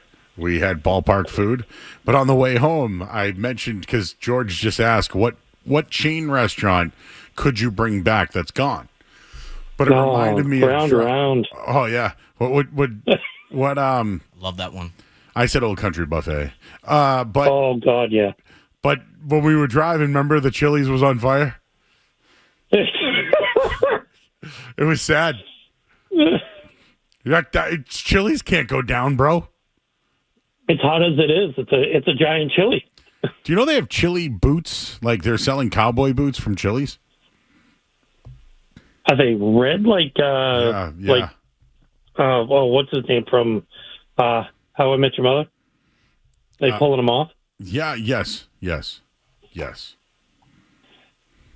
So I do love your chat only because I had to ask them very specifically. Is it wrong to the fact that I just smashed a 20-piece nugget from McDonald's? Do I feel off? What did you eat for sauce? That's the important question. They're creamy chili. They're a brand new one. Ooh, spicy? Oh, it's got a little kick, a little zing. You know? Oh, my God. Is that the Very one nice. that came out with the new chicken select or whatever it is? The new chicken? They did bring them back. I haven't had them yet, but I remember the ones of yesteryear. I loved them. No, they're not the same, George. They're not the same. That's why I've held off. George, ask Joe about my snack wraps. I actually did a good comparison. I did the McDonald's snack wrap, and then I did my own, and Joe actually got to sample all three. I ate all three of them. I miss the old snack wraps because they had the old selects. Yeah, the old selects were but no lettuce too. Thank you, Topher. No lettuce. They were outstanding. So did you go different sauces or one sauce for all 20? One sauce, but I have this really, really bad situation. I was going to put it on Twitter. The other day, I think it was like a week and a half ago, I got a 4-piece from the McDonald's down the street from me. I got 6 sweet and sour sauces for 4 nuggets. Oh, my God. But yet tonight, I got a 20-piece, and I got 2 sauces. Oh, I would have said, give me a medley of sauces, please. How do you do that? I would go barbecue. I would go sweet and sour.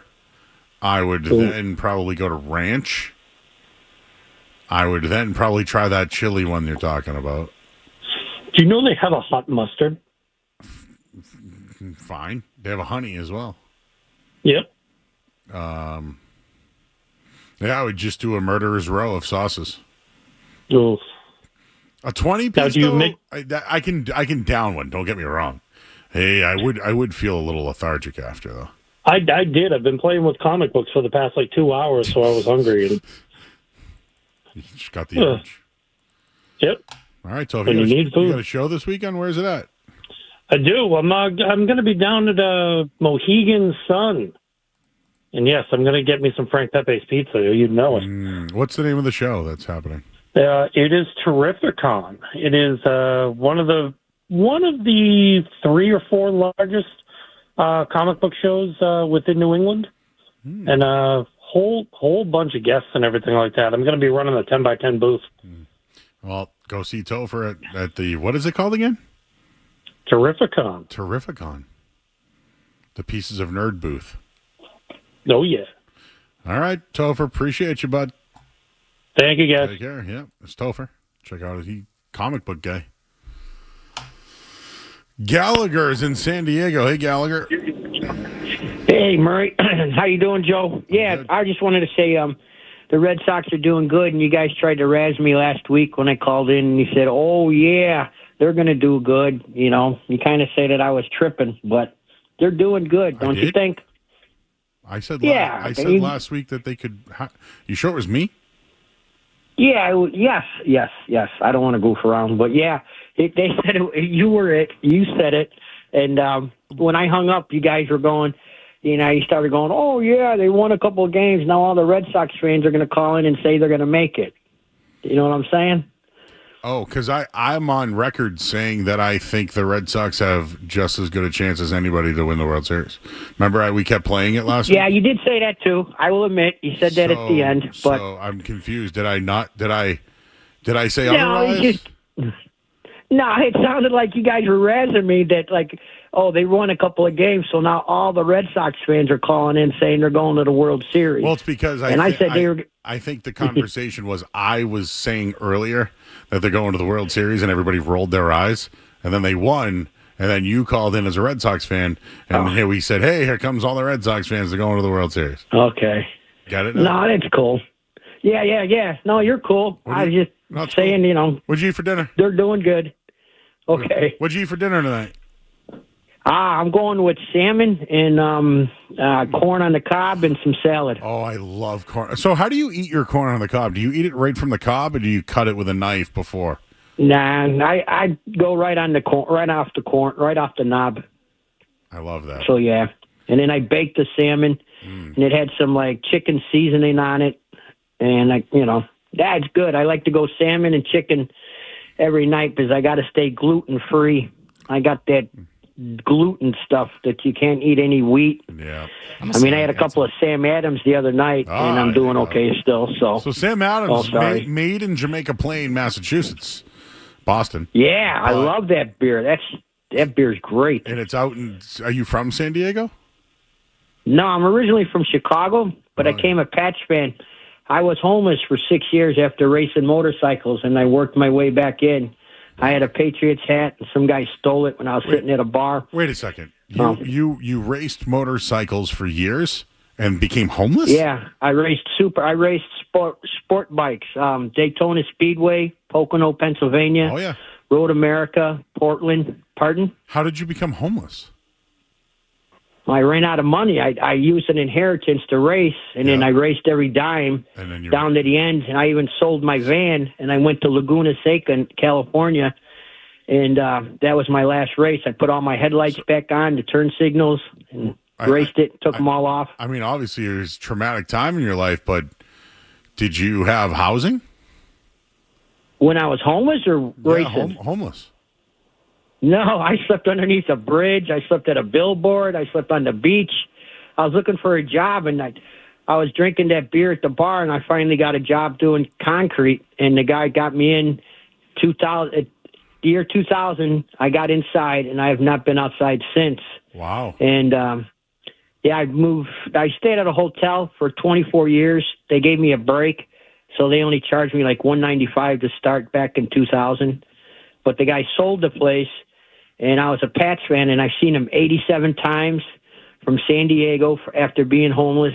Yeah. And I'm going to go see him this year again against the Giants for Monday Night Football and in the last game of the season. And I stay at the end zone.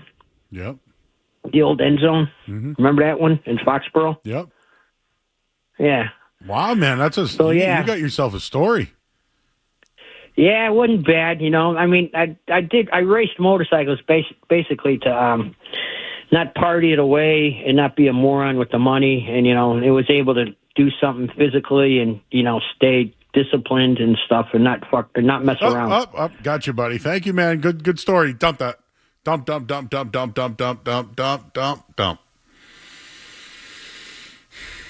I'd go right on the corn, right off the knob. I love that. I think we got it, George. How many dumps tonight between Hardy and Matt Hardy? And, oh my goodness, right? There was a couple there with the S bombs. Shout out to the stream. The stream always wins. So yeah, I'm up to 3. Got it. I hope we got that one. 10 second, right? I think we got it. He didn't mean to swear. So if it did, that's right. Stream wins. We apologize to everybody. On that note, why don't we go to break? Luke, you giving us our update or what? Do you have the headline sponsor? Do you need that? Luke, everybody, is our intern from Ithaca. He was at Patriots Training Camp today, and we're giving him some reps to do some headlines. He's been doing a solid job. So, let's get the headline here right now from Luke Fitzpatrick here on 98.5 The Sports Hub. Sports Hub headlines presented by Celsius Energy Drinks. The Red Sox victorious once again tonight, their 6th victory in a row.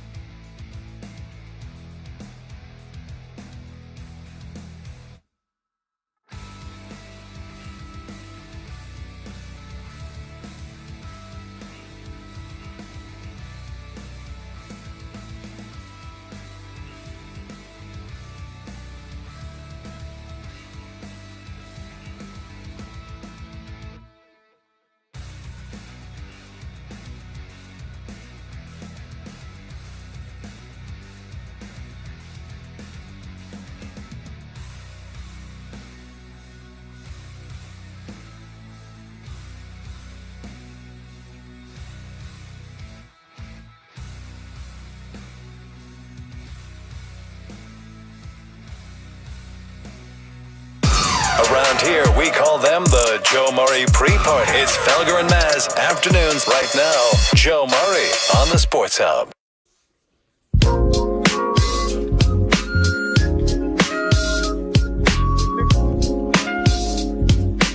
All right, back here on 98.5 The Sports Hub. I'm Joe Murray. Red Sox win, everybody, 8-5. They've won 6 in a row. They're on fire, and they'll send Garrett Crochet to the mound tomorrow. Roman Anthony spoke after the game. I think he's fine. I don't think he would have spoke to the media if he wasn't. So that's a good sign for them, and they're rolling. And I went over this earlier, but their schedule is so very favorable the rest of the way. The fact that they're competing against good competition kind of bodes well. It puts me a little bit more at ease in terms of confidence level, into the August and September months. This is the stretch run. I'm very fearful of them collapsing. Still think it is a possibility, but they're winning these kind of games with Crochet, who they've pushed back up until this point. So we'll see how they kind of manage that. So really, barring good health, any injuries, I think the Red Sox with good health, they're in control of their own destiny, Joe. I didn't think that they would be here, post Devers trade. Ocala tonight, I know he got released and they like his stuff. He throws gas. They can't have that. They can't, like, the old Red Sox would have blown a game like this. Yes, and shout out to the Red Sox for persevering, and they've won so many one-run games today. Chapman shouldn't have never pitched tonight. Right, and that's the problem. Is like you burned gas with that one. That's right. So at least the defense has come around a little bit. The outfielders are fantastic. Yes, let's just at least say that. But I mentioned this earlier. 48 games remaining. Only the Astros, Blue Jays, and Tigers have a better record than the Red Sox as of right now. And they played Toronto and Detroit the final 2 series of the regular season. So keep your eye on that one, but they're just a much better team than they were a year ago. One other thing I wanted to mention quickly, that caller we just had on Gallagher, I was locked in on that story. Raced for years, became homeless. People are giving me crap because I asked him, so did you have housing when you're homeless? But there are people who are homeless that don't have housing and do. So if it's funny to you, then fine, go with it. But I was locked into his story. Like, that is somehow he made his way to the Joe Show tonight. Like, that's life, man. I felt like Dennis Miller and Joe Dirt. Remember when he meets Joe Dirt and he just starts asking him questions about his family and Brandy and you're gonna crap all over me. I've never seen Joe Dirt in its entirety. But anyways, there's a scene that he's I do understand the reference. Dennis Miller was the radio guy. Nice. And people were surrounded by radios. Yeah, I remember when Dennis Miller did the Monday Night Football and people were Love all that. up. I actually thought he was good. Yeah, but I'm not out on Dennis Miller. But I'm not going to Dennis Miller for my takes analysis. Right. Insight. Right. Yeah. Just good voice. All right, let's take a couple of calls here. We got Randy. He's in Providence. Hey, Randy. Hi, how's it going, guys? Hey, Randy, how you doing, bud? I'm all right. I'm pretty excited for this week of the Patriots. That's why I wanted to call in. I think the inter squad practices kind of are going to be the more revealing things that we've seen thus far. We've got a lot of young guys we're excited about. And myself, I'm excited about the defense, especially the defensive line. But it's just a lot of the stuff that they've done so far kind of leans in favor of the defensive line, and then the defensive line, they've even said at times, like, they get used to our cadence. They kind of know what's coming. It's easier to anticipate in that same team practice. And I think when you're going against a team like the Commanders, I think they overachieved a little bit last year, but they've got a lot of talent in that room and on that team. And I think we're going to learn a lot about the team this week. Yeah, I'm a little interested because they have a young tackle as well, Josh Connerly, that the Patriots were in on. He got drafted 25th overall. I am kind of curious about if this is a good little start for the new cornerbacks that are out there, that it's not Carlton Davis or Gonzalez. Like, I don't think Debo is going to play for them. Luke McCaffrey might play. But for the most part, though, they have, like, K.J. Osborne, Michael Gallup, like, guys like that. So I don't know if we're going to get a true taste of the depth the Patriots have. Yeah, I don't think he'll play this week, though. Yeah, probably not. But, who I think might have a real good week is Keon White. Josh Connolly Jr., like kind of the book on him in college was he had a tough time dealing with power. And, we all remember that one big play from Senior Bowl week where a 240-pounder just blew him up. Yeah, I don't think you'll see Tunsil Keon either. White's 275, man. Yeah, and Tunsil, though, I think could hold White. It's funny what they're doing with their line, right? They drafted the kid Connerly, as you mentioned. They traded for Tunsil. It's just, and then one of their guards, I think, is hurt at this point. At this time, that team too, I think, is the right guard there. That team too, I think it's an interesting. Like, there's a lot of interesting comparisons to draw between where they were at last year and where the Patriots are at now, and a lot of similarities in terms of like organizational structure, like Dan Quinn and Vrabel at the top, then kind of the offensive genius type in Kingsbury and McDaniels, and I think it could make for both an exciting practice environment for the players where they learn a lot, and for the media and so forth that are able to cover it, and for those of us who are interested in kind of gleaning what we can from it. Thanks, Randy. We got to go, but Dietrich Wise versus Will Campbell in Jonathan Jones back there. Should be good. Jason in Derry. Hey, Jason. Joe, what's going up? I had a question about where Trevor Story's comeback player of the year odds are at, and I also had corn tonight for dinner. All right, what kind of corn? Just on the cob, canned? I eat my corn the long way, and I can do like 3 or 4 at a time. Thank you.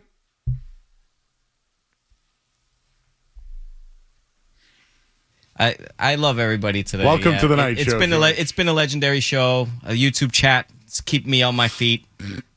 Been in love, man. Callers are great. I'd go right on the corn, right off the knob. I love that. I do love eating corn on the cob off the cob, though. I tell you, the corn on the cob, though, and not the long way, but the long version, we'll call it, buttered up, salt and pepper, life changing. Do you like street corn? I